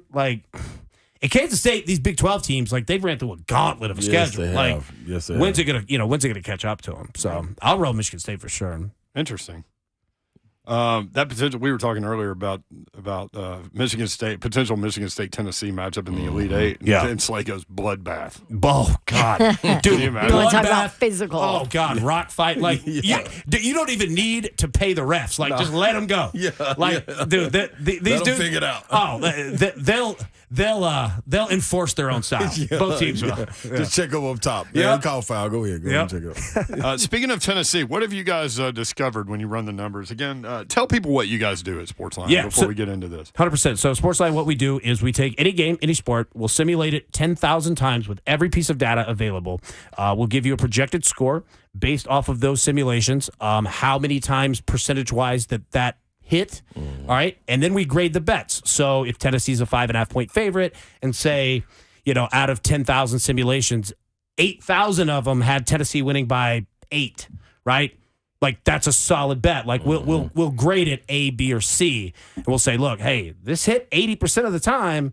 You got pretty good value here, right? And then we'll also on the opposite side, like if it's coming out absolutely like dead even, like nah, this is like a C grade bet. Like you can bet it if you want. This is what we have, but we're not recommending it. Like I'd look elsewhere. So yeah, that's essentially what we do. And basketball, football, baseball. You name it. Okay, so where are you guys with Tennessee and Florida Atlantic? Tennessee a 5.5-point favorite, 8 o'clock on TBS, and right here on 104.5 The Zone on Thursday. So Tennessee is the only team in the NCAA tournament that has held both of its opponents to 55 points or fewer. All right? Yep. They're the best defense in the NCAA tournament, and it's not even close. On average, they're allowing 53.5 points per game. Wow. All right? Yeah. Like pretty impressive. Do you remember what they averaged this season? They've been solid defensively all year. I think they finished number 2. Yeah, they ranked number 2. It was closer to I believe 60. But they got up towards the end. But they're now 22-0 when allowing less than 60 points. Yeah. Like to give you some perspective, Gonzaga's allowing 75.5 points per game. And these score are just 87. Yeah, just tournament. Yeah. Now here's the problem. All right, so that's defense. Offense. Tennessee offensively is the worst team left in the NCAA tournament offensively because they're only averaging 61.5 points per game. That being said, right, they are winning games. So, again, we've simulated it. We have Tennessee winning. We have Tennessee covering. You look at FAU kind of going off of that. FAU's allowing 67.5 points per game through the NCAA tournament, and they're scoring 72. So, yeah. And the weird thing is this. Duke found this out. Playing Tennessee, like what we just talked about offensively, you think, all right, just play good, offense, outscore Tennessee, you're going to beat them. That's actually not the way to do it. You actually want to play defense because when their offense doesn't think, that's when they score, right? Like when you give them chaos, they'll give you chaos right back. It's when they take the entire shot clock. Because what are you building for? You're not big enough down low. You're going to take some bad shot, and you're probably not hitting threes. So FAU likes to run. They like to score. That could be bad for them. Another SEC team, real quick, Arkansas and UConn. What are your thoughts on That's that? Thursday, 6:15. Yeah. So anybody that pays attention to soccer, right? Like World Cup, group of death. Yep. This is the group of death. Like you've got Arkansas, UConn, Gonzaga, and UCLA. My that's God, a crazy Final Four. My goodness! In the West. Like all of these teams, UCLA, Arkansas, and UConn will beat the hell out of you defensively and score. Gonzaga will let you score a little bit, but they're going to put up 85. You better be ready to go. Look, you look at Arkansas here. They are averaging 72.5 points per game offensively. They're giving up 67. And I say that to say this. UConn is the most efficient team in the NCAA tournament right now. They are playing out of their minds efficiently on both sides, scoring a ton of points offensively, not giving you many up. It's hard to go against UConn. It's just tough. I'll roll with UConn. And I like this Arkansas team, but it is difficult to go. They're like Duke, like coming in, like all the talk, but actually a lot better. With veterans right there, too. I think I'm going to go money line, even though they're 3.5. Yeah. So there's not that much value in money line, but and also know this, like the first 2 rounds of the NCAA tournament, right? Like chaos, especially this year, but we get it every year. Understand, this is the NCAA tournament's the most chalk postseason event of anything in sports. 1 seeds have won 5 years in a row. Like it's generally blue bloods. When you get to the Sweet 16, like it flips from chaos to generally chalk. And if you're betting underdogs, Like, bet them. They generally, if they cover, they win outright. Yeah. Like, the same thing with the NFL playoffs. sense. Like, if you're going to bet an underdog, maybe look at the money line. Put a little bit on the money line. Yep. That's interesting. You mentioned Blue Bloods. This is only the fourth time no Blue Bloods in the Sweet 16. Yeah. I love it. Like that. Like, this is going to be an awesome weekend. So, what do you think about that UCLA Gonzaga game? UCLA by 2. Yeah. It's interesting because everyone thought that Gonzaga would be, the favorite here. And UCLA is playing incredibly efficient basketball right now. Gonzaga, the problem for them is that they mess around in games. Like the first half, and then kind of like Houston-Auburn when Houston took over. Like, Gonzaga's done that twice now. Yep. And if, anybody watched that Gonzaga-TCU game, I mean, the foul discrepancy, like, I'm not making it, any judgments on it, but the foul discrepancy was like plus 10 for Gonzaga. I'm going to go with UCLA. Like, they're playing better defense. The offense is, they don't score as many, but they're not going to let you score as many as well. So, yeah, I'll roll UCLA there. And Drew Timme, man, he just, for years, has frustrated me. And people always joke on our chat about how old is Drew Timme? He's 47 years old. I don't know. But doesn't he look like a 1982 basketball player? Yes. Oh, yeah. He does. Like, you look at that guy, and you're like, there's no way this guy can score. And next thing you know, he's got 27 and 13. Yeah. That's exactly what I said. And then he does his post-game interview. No, do you know what he looks like? He looks like a Will Ferrell character in some kind of movie. That's what he looks like. And then he's doing post-game interviews with his arm around, like the reporter, whoever it is. Yeah. He's been there. I mean, since his freshman year. Seriously. He feels like he's been there forever. It's like a Tom Izzo who's like, dude, I've done a million of these interviews. I'm not nervous. It's a walk in the park. Yeah. Real quick, Jael on YouTube. I can't get a legit breakdown of a game because it's slanted by betting odds. That's what this segment is. Yeah. So I could give you straight up, too. No. Yeah. Tomorrow, Tom Crean will be on the show. Yeah. We'll look at these games from a different perspective, but that's what this part is about.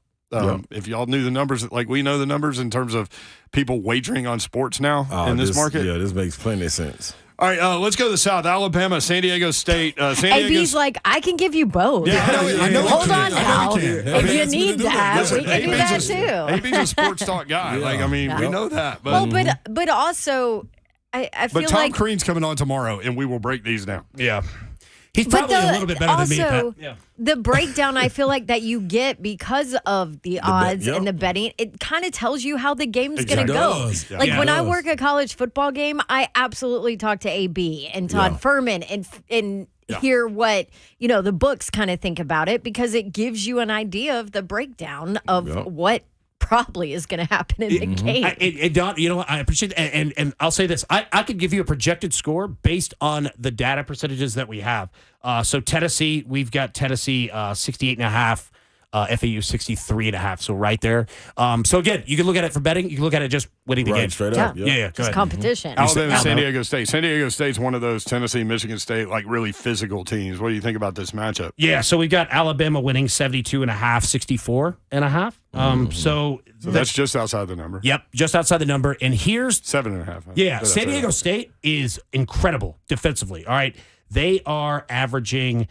We said Tennessee 53.5 defensively of what points they're allowing to opponents. San Diego State's 54.5. Like Tennessee and San Diego State defensively they're beyond everybody else.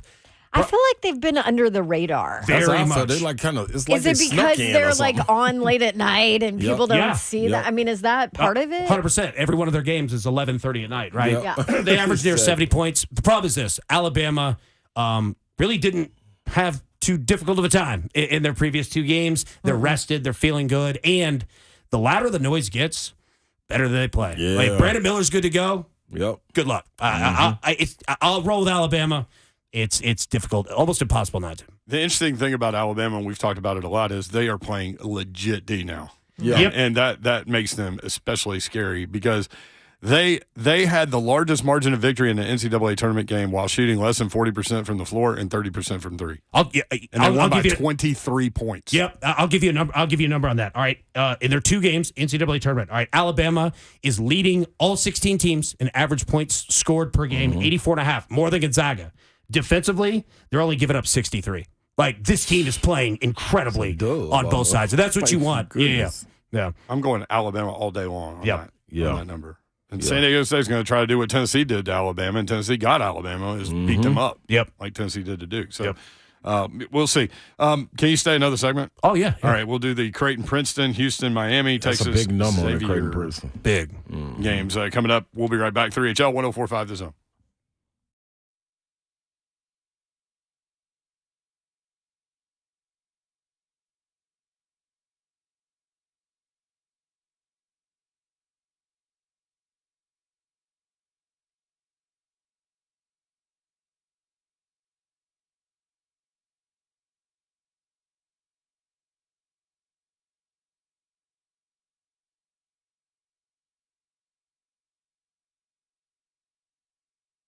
A minute. Could you use the restroom real quick? You want to go or you want me to go?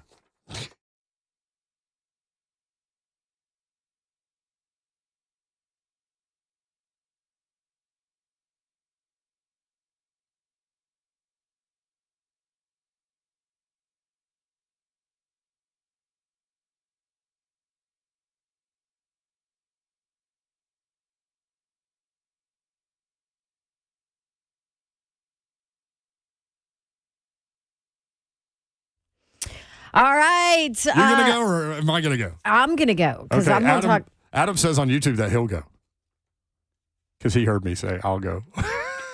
Oh. Adam can go. He can talk about the breads, can he? I mean, we can all talk about the breads. Yeah, absolutely. Did you went recently? Yes, we went. The whole fam went on Saturday, and it was so much fun. Like, baby Babs loved it. Like, would be like, get him. Yeah. Get him. Yeah. And strangely, they have a shot at the playoffs with 14 games to go. I know. Isn't that crazy? Yeah, they've been. Well, I'm fighting. going to talk about next year. Because it is their 25th anniversary all next season. And so season tickets for the Preds are on sale already right now. And so you can get a great deal on them, whether it be full, half, quarter season plans. Join the Loyal Legion today. You'll get the best seat locations at the best pricing. You'll get up to 50% off discounts on concessions throughout the season. And if you have a baby Babs that likes popcorn and hot pretzel and an 11-year-old that then likes the ices and cookies and nachos and everything else, then you'll want that 50% off on concessions throughout the season. You get up to 6 bonus tickets to select games, priority access to the 2023 NHL Draft and awards hosted by the Nashville Preds, and exclusive season ticket citizen gifts throughout the season. Go do it. It's always a great experience. Learn more, NashvillePredators.com/season tickets. Get the best of both worlds with Xfinity Internet and mobile together. Join the millions who save hundreds a year by getting Xfinity Internet and mobile together. Get unlimited data in and out of your home so you can work, learn, stream, and play wherever you want, as much as you want. Get Xfinity Internet and mobile together and save hundreds of dollars on your wireless bill. Stay connected everywhere you go with the combined power of gig speed Wi-Fi at home and the most reliable 5G network on the go. Xfinity Internet and mobile work better together, providing you with a powerful connection wherever you go. Choice with a range of fast internet speeds and the flexibility to switch between unlimited and by-the-gig wireless data options anytime. Savings compared to weighted average of top 3 carriers based on optimized pricing. Xfinity Internet required. Reduced speeds after 20 gigabits of usage per line. Actual savings vary.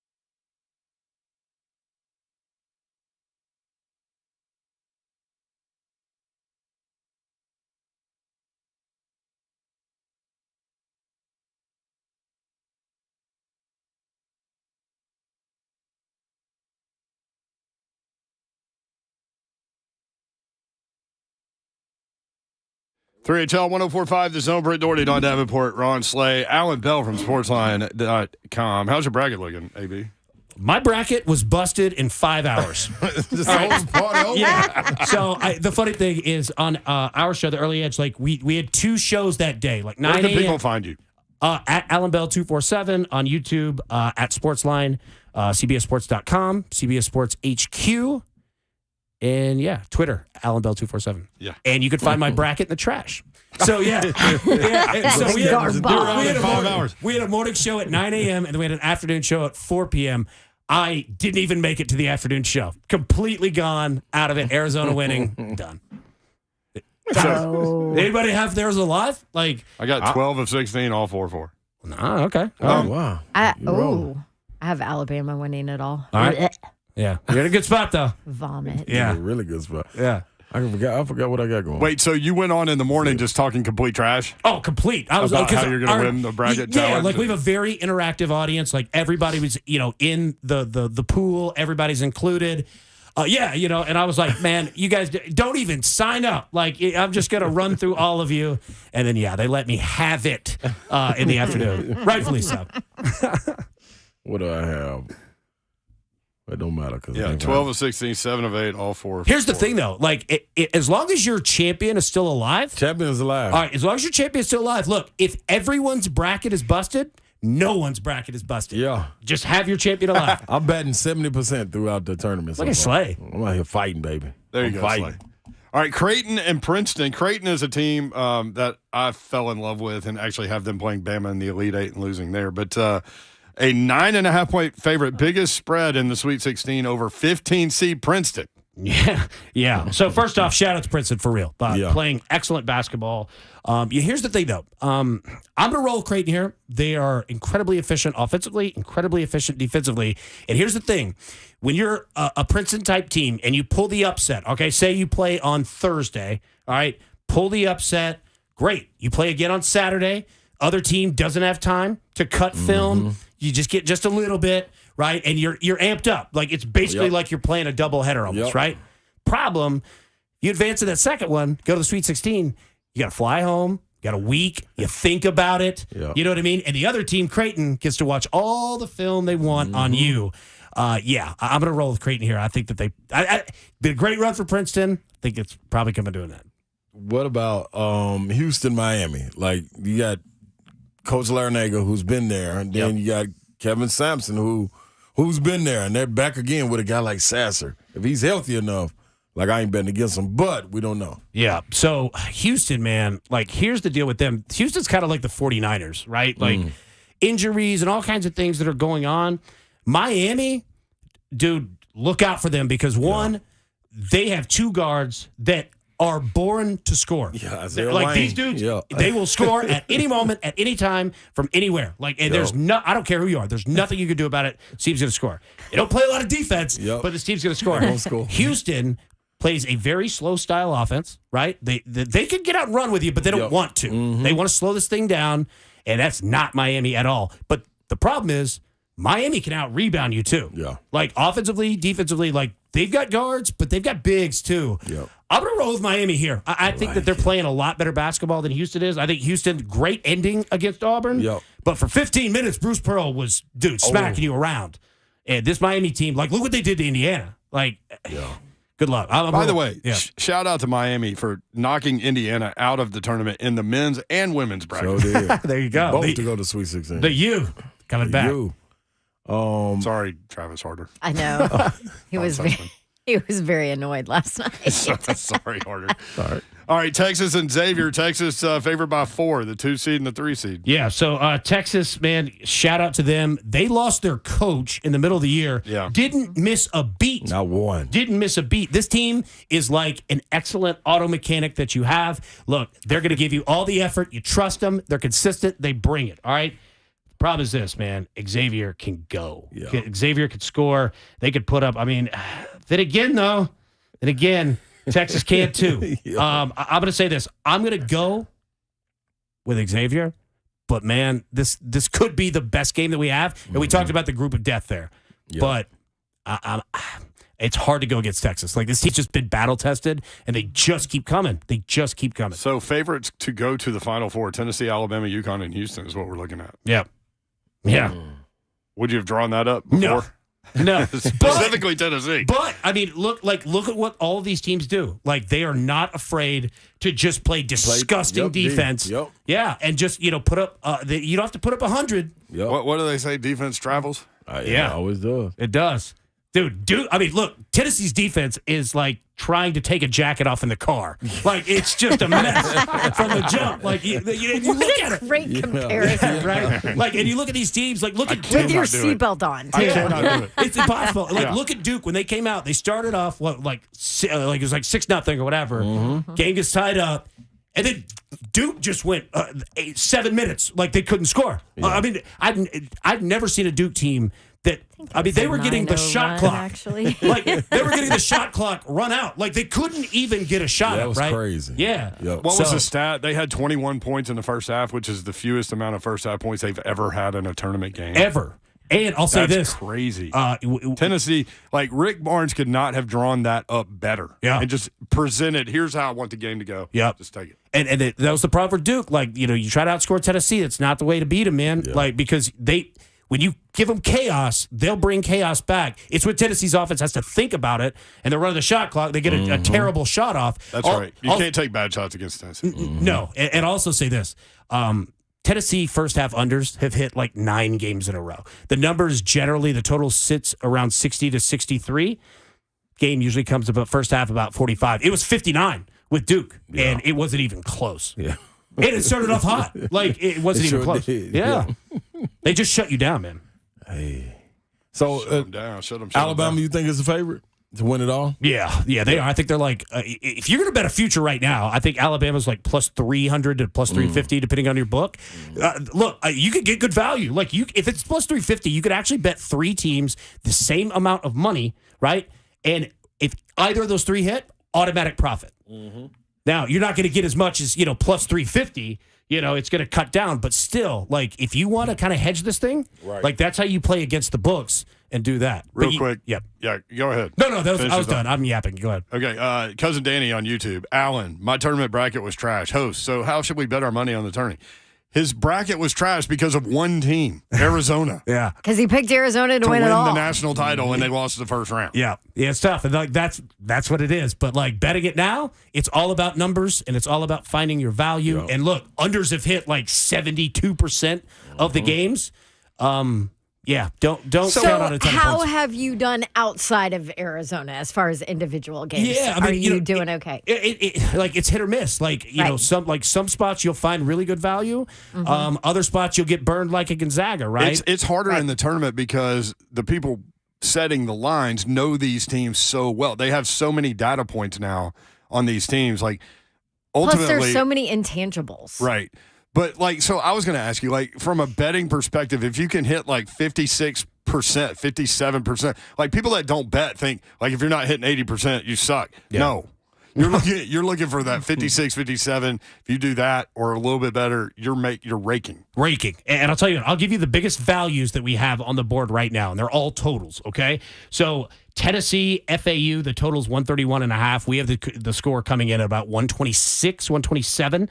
All right, you look at Miami, Houston, total sits at 138. We've got it coming in around 133.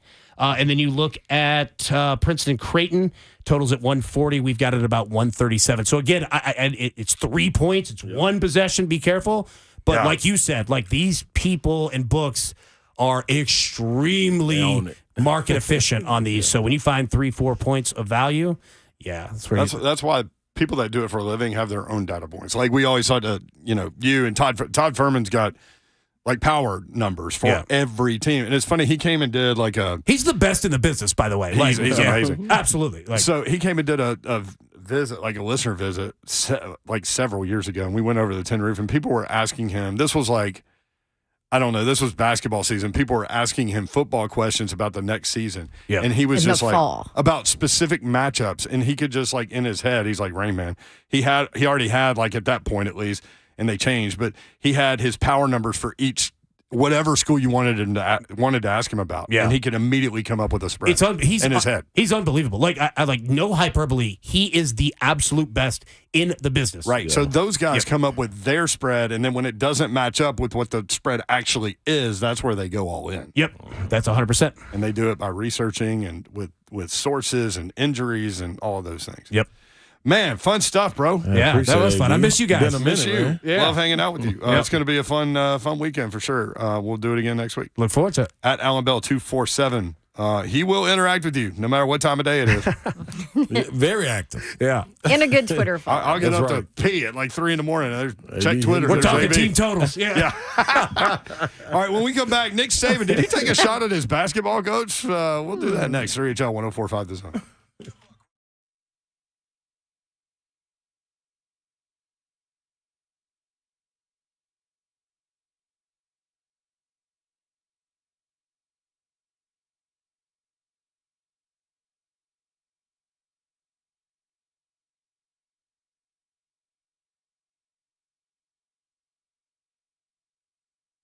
Still, I got wings. 1, 2, 3. It's a strike, baby. If you go in there, you better go get it. 3961 Nolensville Pike.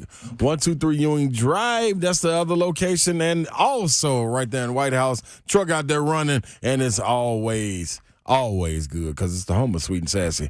2500 Highway 31 West, right there in White House, Tennessee. Don't forget, I told you before, just in case you don't remember, they're adding the mac and cheese to the menu, people. And on Tuesdays, what's today, everybody? Tuesday. That's right. 69-cent wings. Go in there and take advantage of it. Outside of today, they got lunch combo specials from 11 a.m. to 3 p.m. every single day. That's $8.99 lunch specials every day but Tuesday, because Tuesdays, 69-cent wings. I'm telling you right now, they stand. Yes, stand beside that product. And I do too. Karaoke nights on Thursday nights starting now.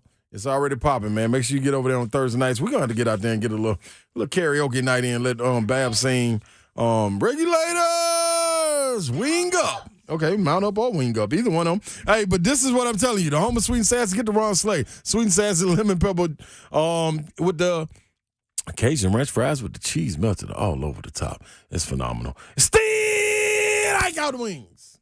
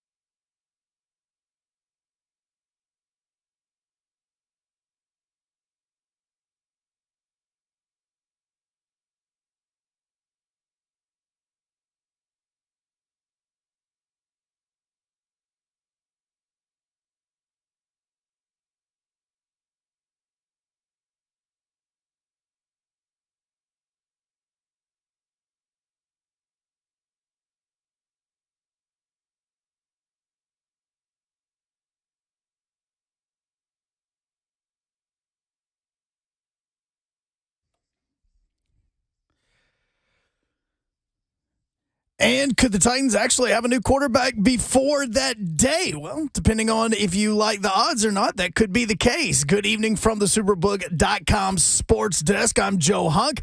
Bookies.com now have the Titans with the best odds to land Lamar Jackson outside of the Baltimore Ravens. The Ravens obviously being number one at plus 225, and the Titans sitting there at number two at plus 400. A lot of action tonight, sports-wise. 2 baseball games. The Vols are hosting Western Carolina. In fact, that game has its first pitch in about 27 minutes. Vandy and Lipscomb are about to get going over at First Horizon Park. That first pitch is scheduled for 6 o'clock. Both of those games are on SEC Network Plus. The Preds are on the road taking on the Sabres. Puck drops there at 6 o'clock on Bally Sports. Preds right now only 5 points behind the Jets for that final wild card spot. And do not forget WBC World Baseball Classic, USA, Japan, 6 p.m. on FS1. For all your foundation repair and waterproofing needs, you need to visit USSTN.com. Breaking news at once on your home for the Vols, the flagship station for your Tennessee Titans, and home to 3HL. This is 104.5 The Zone.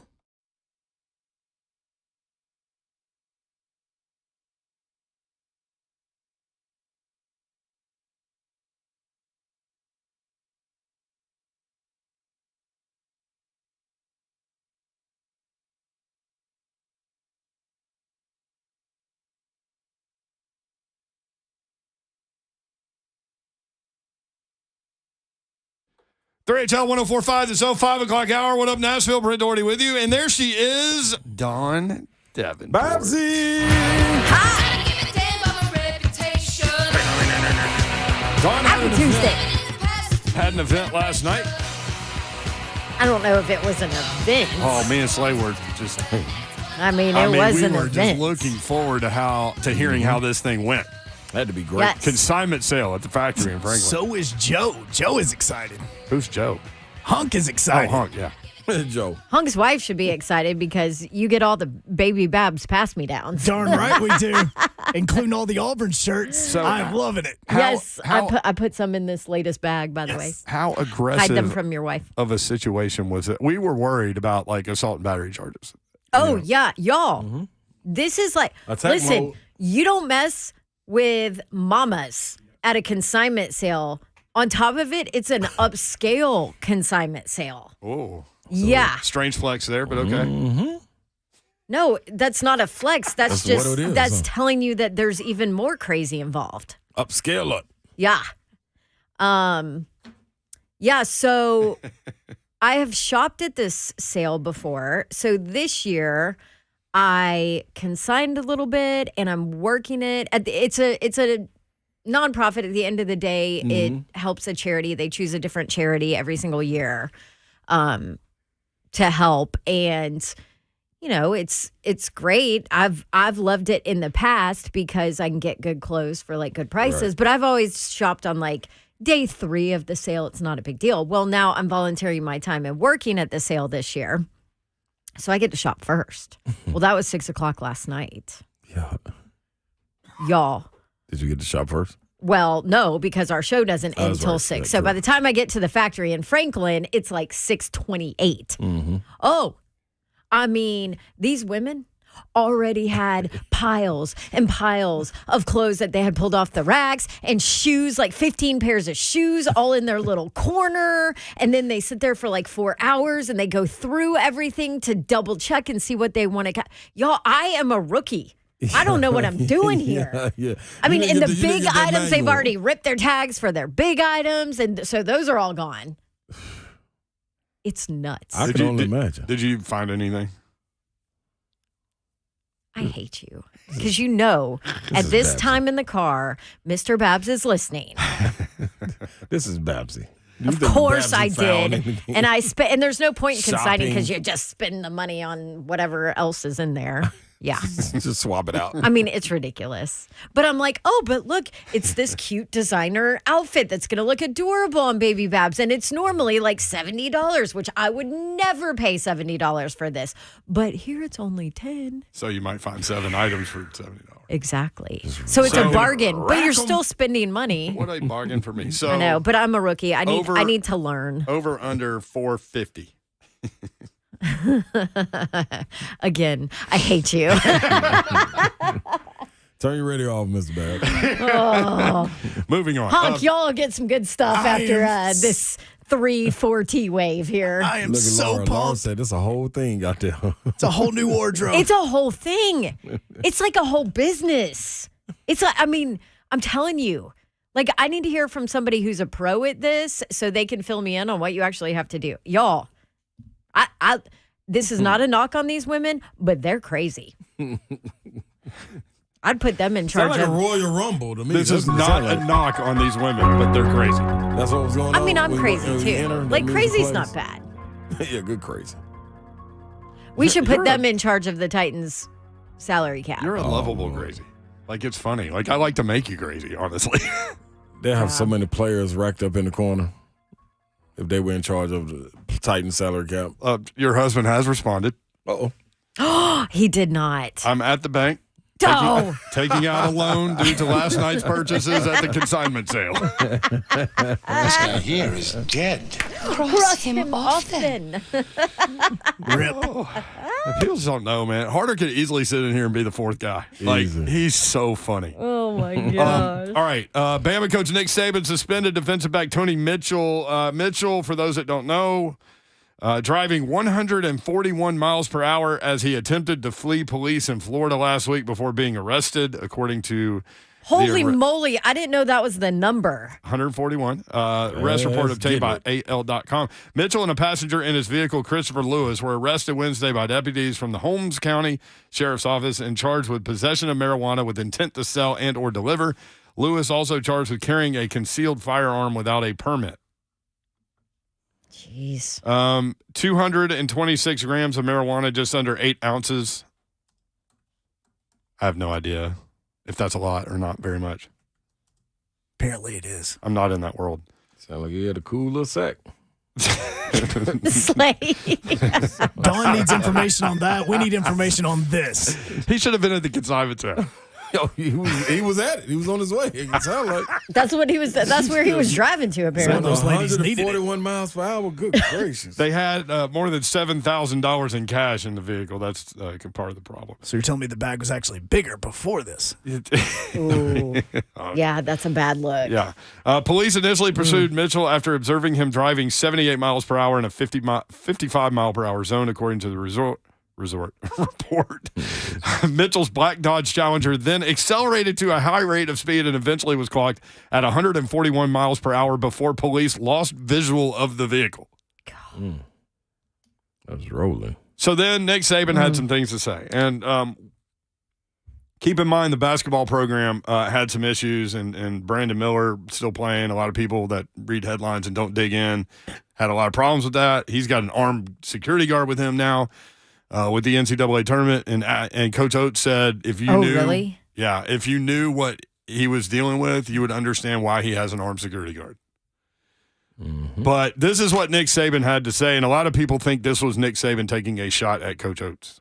Tony Mitchell has been suspended from the team and all team activities until we gather more information about the situation and what his legal circumstance is. And guys, everybody's got an opportunity to make choices and decisions. There's no such thing in being at the wrong place at the wrong time. You got to be responsible for who you're with, who you're around, and what you do, who you associate yourself with, and the situations that you put yourself in. So it is what it is, but there is, cause and effect when you make, choices and decisions that put you in bad situations. I disagree with it.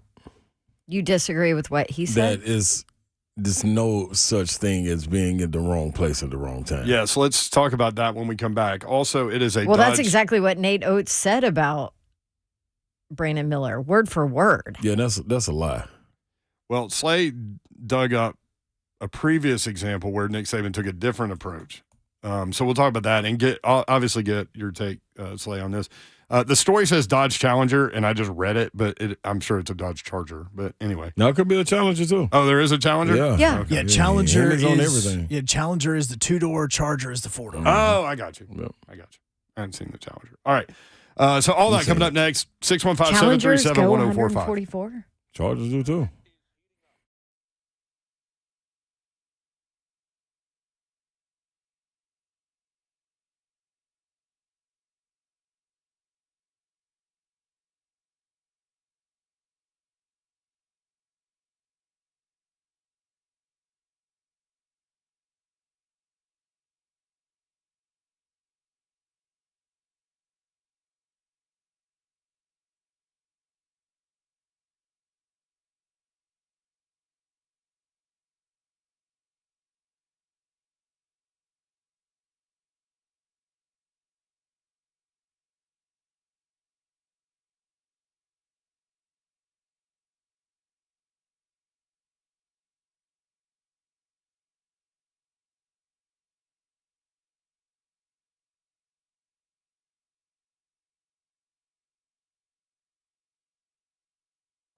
Hey, do you have a VA loan? In this housing market, homeowners with VA loans, you have access to a ton of instant cash. Loan Pronto can help you do it. Maybe you need cash to pay off credit cards or some other high interest loans that you have. Well, Loan Pronto is helping vets every day, helping y'all to get the money that you need with a quick and easy zero cost cash out refi with zero closing costs. With a VA loan, it's really cool. You can access up to 100% of your home's value. Use the money, pay off the credit cards, home equity lines, car loans, whatever, and consolidate all of your payments into just one check per month. And then you can close in 2 weeks, too. Most homeowners who do it end up cutting their overall monthly payments by anywhere from $600 to $800. And Loan Pronto's all-digital process makes it fast and easy. I know because I utilize their all-digital process. It really is. They're doing loans with low APRs. They love working with veterans. Call now. See what your options are at 615-499-5780. LoanPronto.com at 615-499-5780. Loan Pronto, equal housing lender, NMLS 1661781, subject to lender approval. NMLS, good job. I love it. Come to Dodge Chrysler Jeep Ram. That's where you need to go to get that next new vehicle. It is, as Don said earlier, it's about to get warmer. Almost Jeep season. They've got tons of Jeeps on the lot. You need to check them out if you've always wanted one. I would suggest it. And they are phenomenal vehicles. Gupton is a phenomenal dealership. If you're looking for that next new car, truck, SUV, or Jeep, these are your guys. There will be no pressure on you at all when you go see them because they want you in a vehicle that's right for you. Same thing you do. So go take your test drive. Go see my friends at Gupton. Go inside. They'll help make the numbers work, and it'll be that easy. We bought multiple vehicles from them. They're awesome people. 3450 Tom Austin Highway in beautiful Springfield, Tennessee. 3450 Tom Austin Highway. Take 24 west toward Clarksville, exit 35 straight shot. GuptonMotors.com is the website. All the dealership information is there. All of the inventory is there as well. New or pre-owned, whichever way you want to go. If you're looking from dealership to dealership, make sure you include my friends at Gupton Dodge Chrysler Jeep Ram.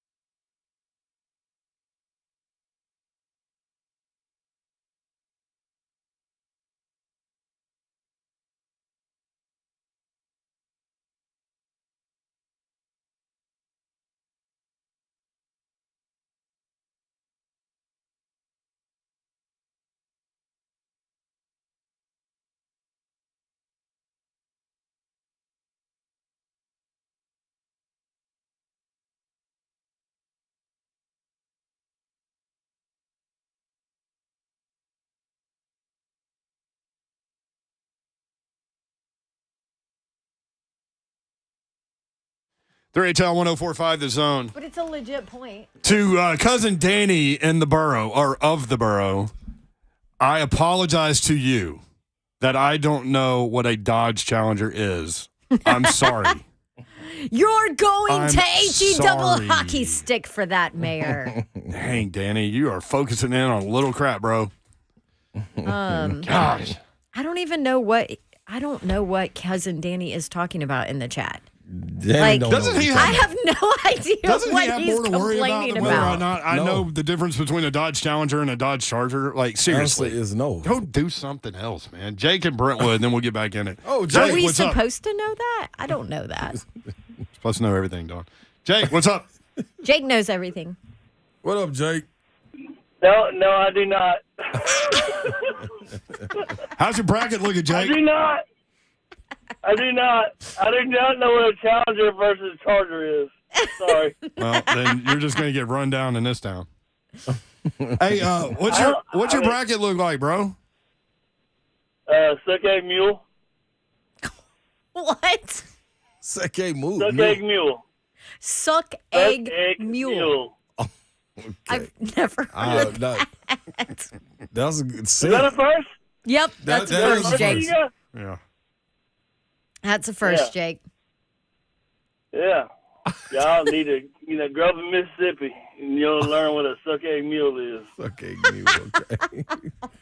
Appreciate you, man. Thanks for enlightening us on that one, Jake. All right, see you, Jake. Yeah. I'm just kidding. For real? No, I was just kidding. I just think it would be funny if you left on Suck Egg Mule. Yeah. Oh, yeah. I can do that. I can No. y'all next week. No, we need to know Call y'all things. next week. Yeah, What we up? need to know things. Who's going to win this tournament? Alabama, unfortunately. Yeah. I kind of feel that way, too. Yeah. Jake, who are you a I fan mean- of? I don't remember. No, I mean, I'm a Vols fan, but Okay. no doubt. But I mean, here's the deal.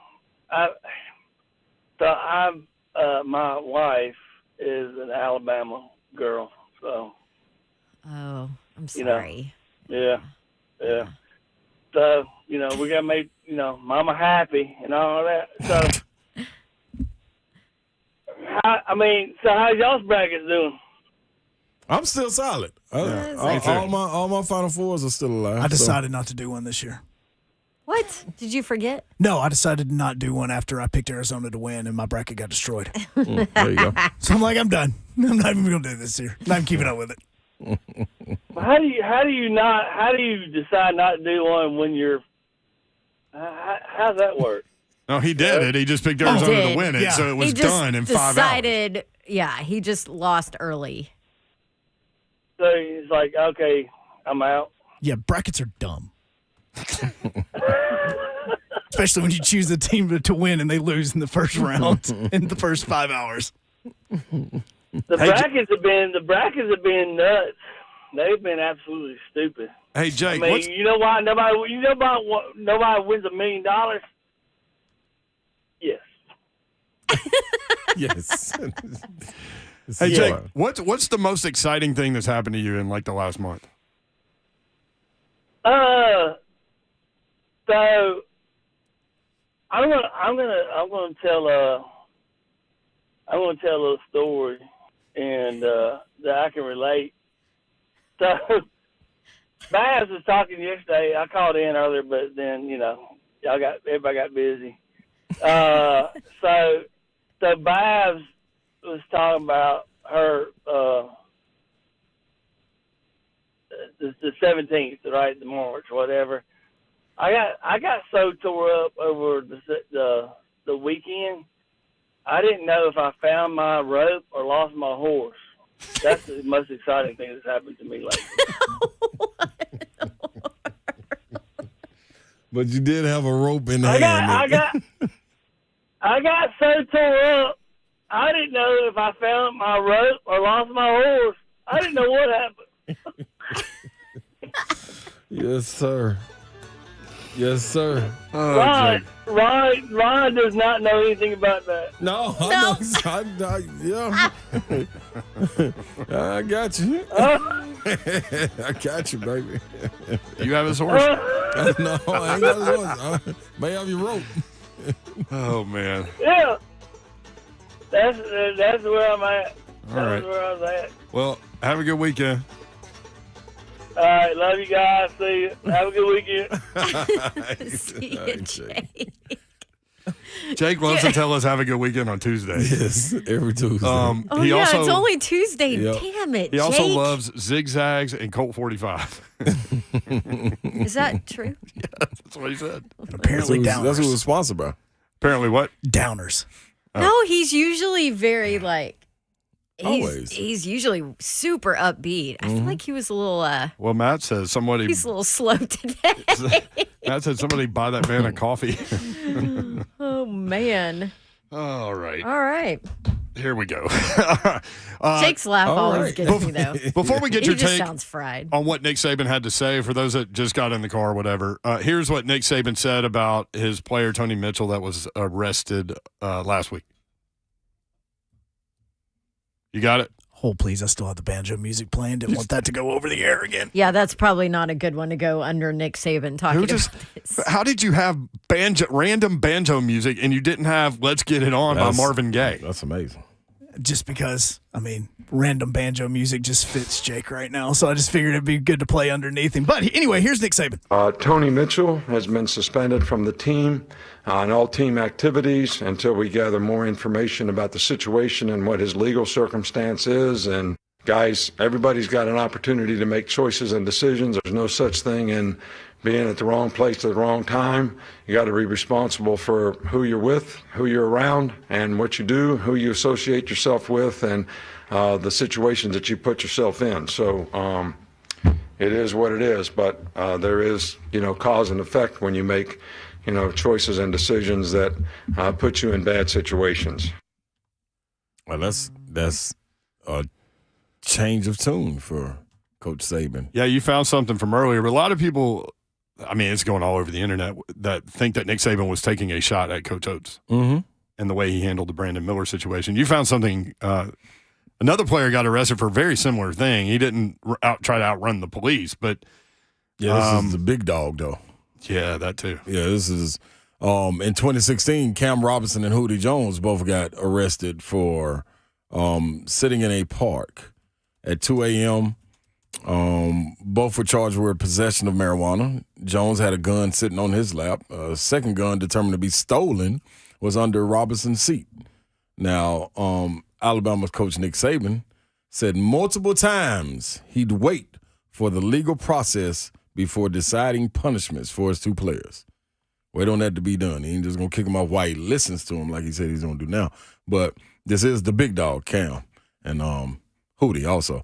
If we can change, this is Saban, if we can change their behavior based on what we do, that would be the purpose of discipline.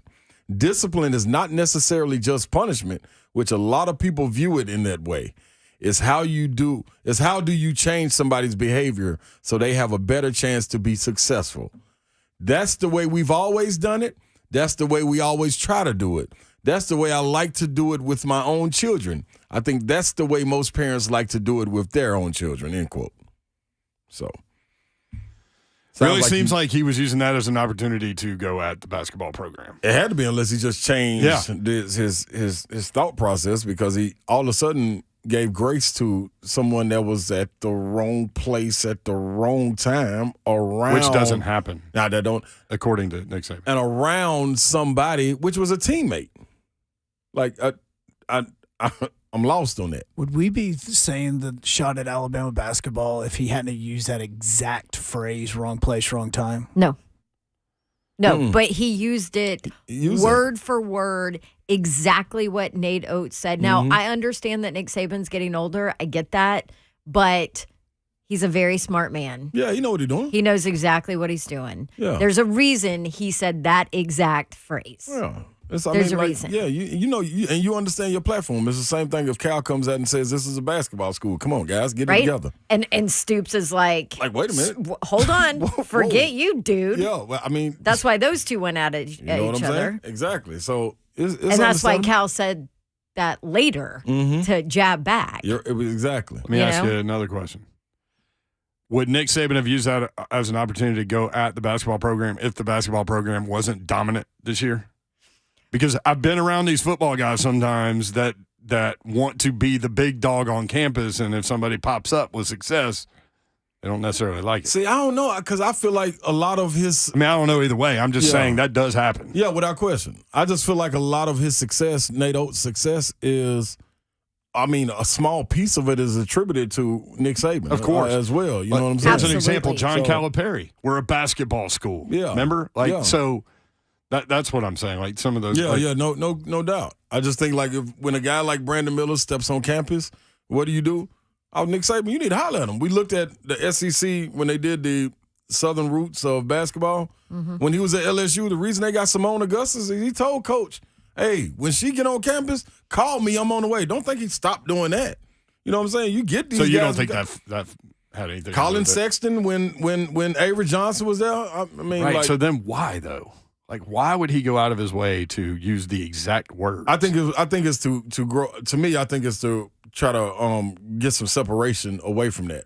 You know what I'm saying? Like hey, that's the basketball program. Yeah.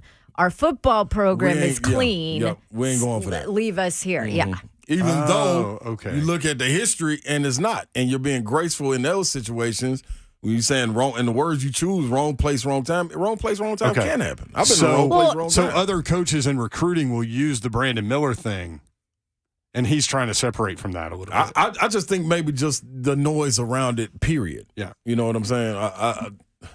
It's also, I feel like we do this too much as a society. We put everything in the same box. Right. This is also apples and oranges as far as incidents, right? Mm-hmm, mm-hmm. And no matter what you think, but if you look at the facts of both of these incidents, and I'm not disrespecting anybody by using the word incident. It's just an easy way to say these situations, right? Mm-hmm. But like his player was not in the wrong place at the wrong time. Right.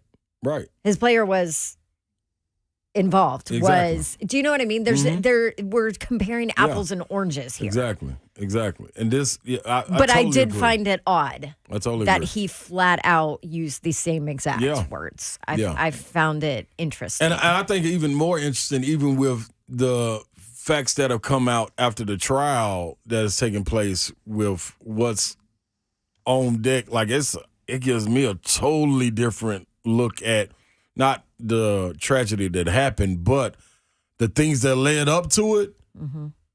All the way up to this point, you could think totally different. You know what I'm saying? So I would tell people to go read that as well and draw your own conclusion. I think a lot of people's conclusion would change when reading that. So I just think that's a tough stance to say. I'm talking about the Brandon Miller, the Darius Miles and yes. Did you read the entire? Yes. It was like 15 pages long of breaking down everything that was video evidence supporting it. It was really, really good. And it gives you a perspective of you being there. Yeah, exactly. And it's a completely neutral person is detail. It's crazy. It's journalism. Yeah. And the reason is zero leaning either way. It's straight journalism. What it is. That's all it is. They're not saying this Here's your facts. This is exactly what happened. This in is this what time the order. video shows. This is what the police report says. During this time at the video, this is what this witness says, and this witness says. You take that with a grain of salt. This is what they said under oath, whatever. But it's all laid out in a time frame for you, and it gives you a different perspective. That's one find thing. That? I don't know. I need I'm to actually go. about to tweet it out at 3HL 104.5. Oh, you're going to tweet it there out? You yes, go. because I retweeted it, so I know where I can grab it real fast. All right, at 3HL 104.5 Hunk will retweet it. In terms of what if he you're going to have opinions on stuff thing. like this, and just make sure you read everything. Because it's out now. And read both sides, too. Read people that think Brandon Miller should be suspended and read the other side of people who don't think he should. And then go get the facts and read that and then make your own conclusion. Yep. Draw your own conclusion. In terms of what he said, I got to use the bathroom. Well, you got 2 minutes. I'm waiting. This was just real quick. this was a good point because this is exactly what I thought. Christopher in our chat says maybe it has something to do too with fleeing at a high rate of speed. Yeah. And the tie to the so sad Henry Ruggs. Yeah. Ruggs. Yep, Henry Ruggs incident. I'm sorry, Danny. Did I get that right? It could have been. I got that wrong. It could have been. Henry Ruggs. He's coming Henry at you. Ruggs? Ruggs. With the Ruggs. S, yes. Yep. That you're right. I didn't think about that. That's exactly what went through my head too. That's another. You're talking about 144 miles per hour. Like you don't travel that on streets. Bad things happen. Yeah. In terms of what he said about wrong place, wrong time, can you be in? He said you cannot. There is no wrong place, wrong time. I'm saying you can be in the wrong place, wrong time. According to whoever's viewing you at that place. Like me, for instance, I told this story before. While I was in college, my sophomore year. And this is when Tennessee is hot. You know, getting ready to go into my sophomore year. We coming out of Sweet 16 berth. I was right over here in the housing projects. Going You're to pointing at Edge Hill? Yeah, but my bad. Yeah, my bad, everybody. We are on radio. I'm pointing over there, but I'm going to sign some autographs for some kids. Yeah. It's about 6:00. We're coming from dinner. I'm going to sign some autographs for 4 kids out there. I get out, sign the autograph, and I got served a trespassing charge. Because I was literally on the hood of the car signing autographs, and they asked me for my license, gave me my license. They said, you're not supposed to be over here. Why? Because it's trespassing. Because I don't live over there. Oh. So, I mean, it depends in the view of whoever's assessing the situation. So you can be, I was actually doing something good But you get cited for trespassing. And now it looks like I'm in the wrong place at the wrong time. So technically, yes, I am. But darn, I can't sign no autographs for some little kids in the city that I grew up in. You know what I'm saying? Like, so, I mean, and I had to go to court for all that and everything. So it's just, you can be there. And there's plenty of other situations in your life on this show about wrong place, wrong I got time plenty of stories. Yeah. It's life. You learn as you grow, especially from being a adolescent that grew up on every side of town. You know what I mean? Like, people that I grew up, man, hey, man, you never know. You can be next door to a doctor. You could be next door to a gambler. Like, you don't know. It is what it is. And I'm not going to a murderer. Yeah, you know what I'm saying? You have no idea. And I'm 7 years old. I'm 10 years old. I'm 14 years old. I'm not going to say, hey, man, 35, you look like you're going to be a murderer. I ain't hanging with you no more. I'm 14. Boy, get on out of here. Let me go over and hang with this doctor. He's going to be a doctor. You know what I'm saying? They could have looked at me like that. We out here sitting on the street with no home to walk into. You know what I mean? Homeless. Like, what? You feel what I'm saying? Like, what if they looked at me that way? Come on, you can be in the wrong place at the wrong time very easily. He knows this. Nick Saban knows this. Come on now. We ain't biting for that. 3HL 104.5 The Zone.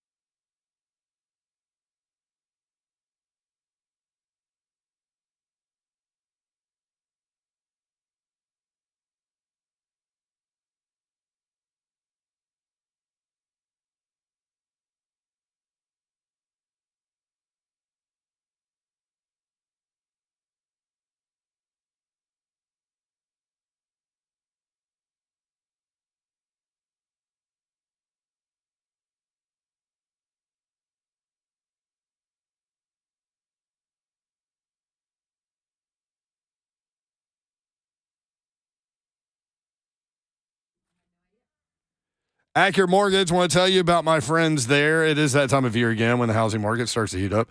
With rates and home prices coming finally down over where they were last year, Accurate Mortgage is predicting the competition for homes among buyers may be at least as fierce as it was last year, if not more.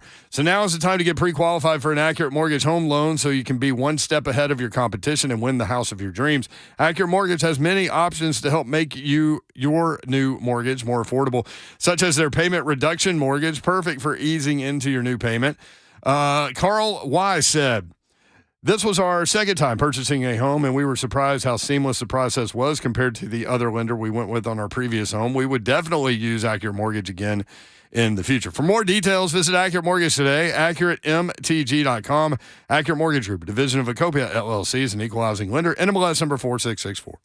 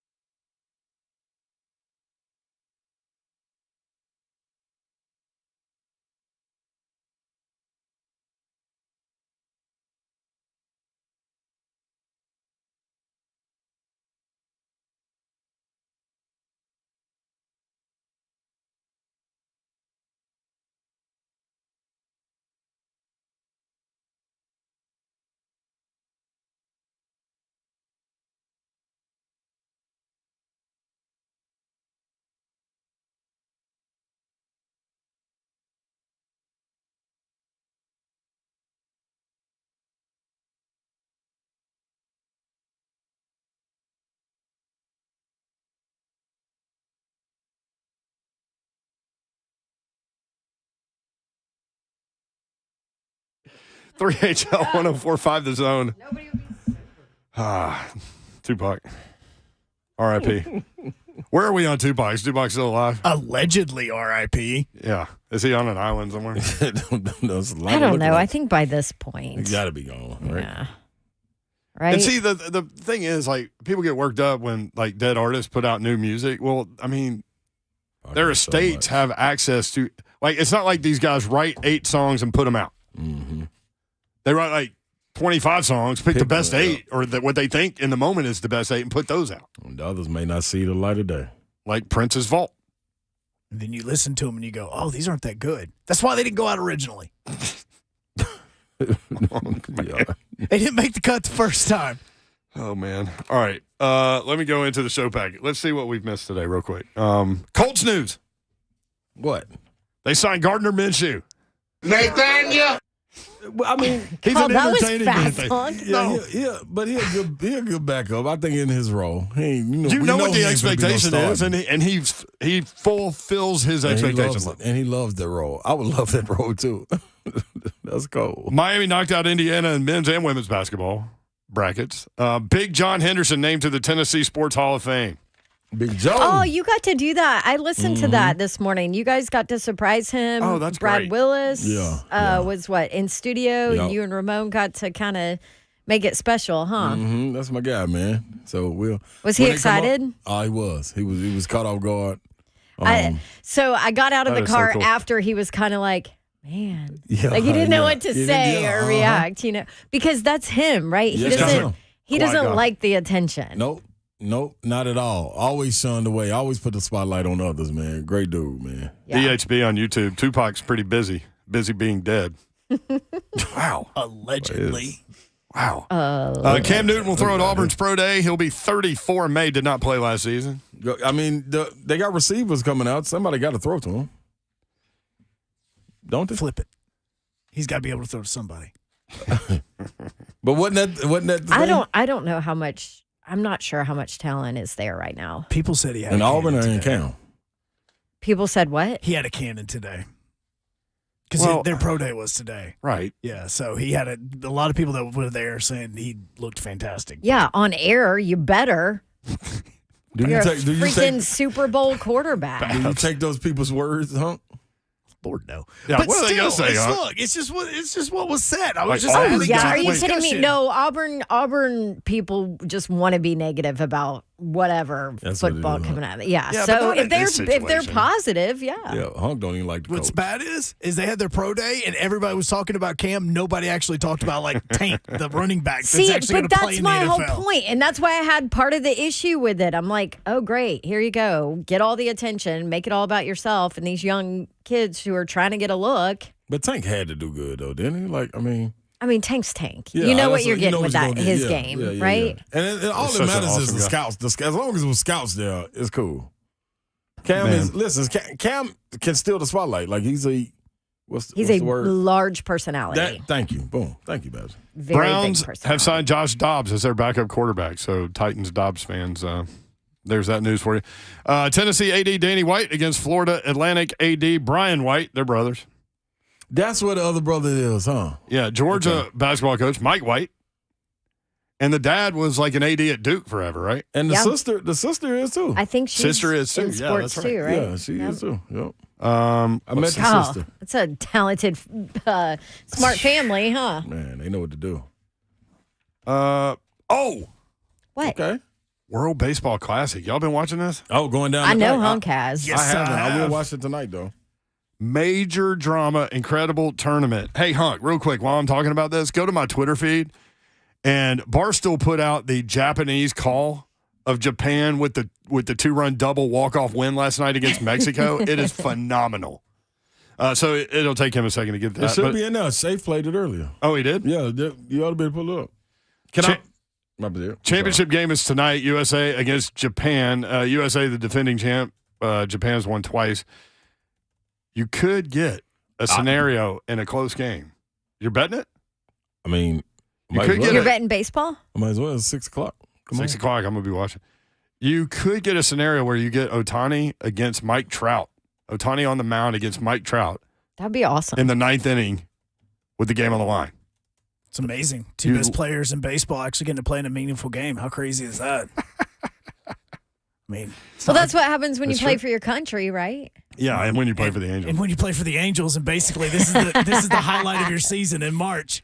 They think it's going to be the most watched baseball game worldwide of all time. I'm gonna watch 70 million people watched last night. Yeah, they're expecting maybe 100 million. And to put that into perspective, the Super Bowl had 113. Really? Yes. Well, now how much of that is Japan? A lot. Yeah. Are we bad? U.S. Japan, Korea was like 55 million in Japan. Like, I didn't even know about it. Should we bet? Of course. Go for it. I took USA with the 1.5. You do it. It'll probably be Diamondbacks right-hander Merrill Kelly, right? Hunk on the bump for Team USA. 6 o'clock on FS1. Yu Darvish was going to pitch for Japan, but they just called an audible on that with a guy's name I cannot pronounce. Yeah, I couldn't pronounce it either. That's why so here's the thing. The Team USA lineup is ridiculous from a hitting perspective. Japan has been winning with pitching. They've got the best pitching in the World Baseball Classic.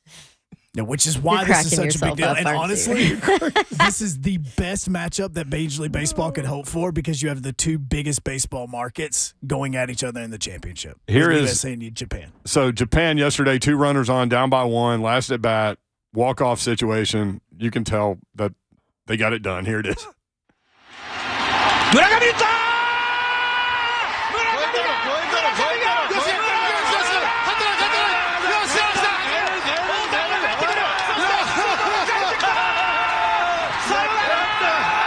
I love the laughing.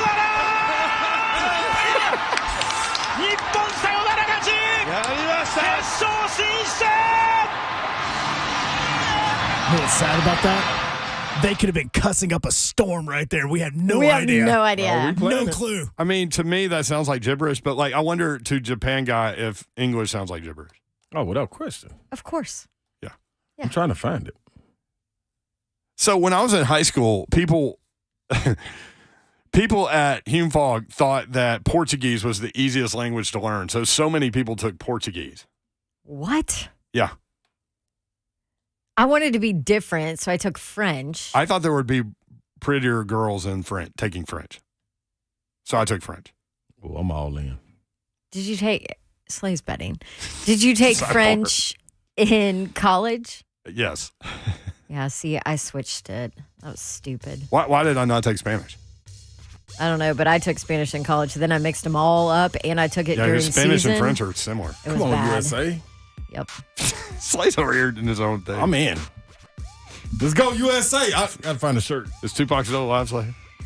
How many people watch the World Series? 12.2 according to someone on the chat. 12.2. Really? Yes. Zach, no? So there's like DHP. 6 times as many people watching the WBC as there is the World Series. Wow. So you're going Team USA? Right. And I took them -1, giving up -1.5. So they got to win by 2 or more. That's right. Plus 115. Let's go. Let's go. Let's go. Let's go. Let's go. All right. After party coming up, Hunt. That's right. Brought to you by Awaken 180. This is my, what's the thing you went to, Babsy? Liner? No. Consignment sale. Consignment. That's my consignment sale. I just went to my consignment sale, baby. Let's go. Are you working for free? Maybe. All right, more of us next. Appreciate y'all listening. Hit us on Twitter anytime at 3HL1045. Go Team USA. Let's go, baby. Good night, God bless. 1.5. See ya. Thank you.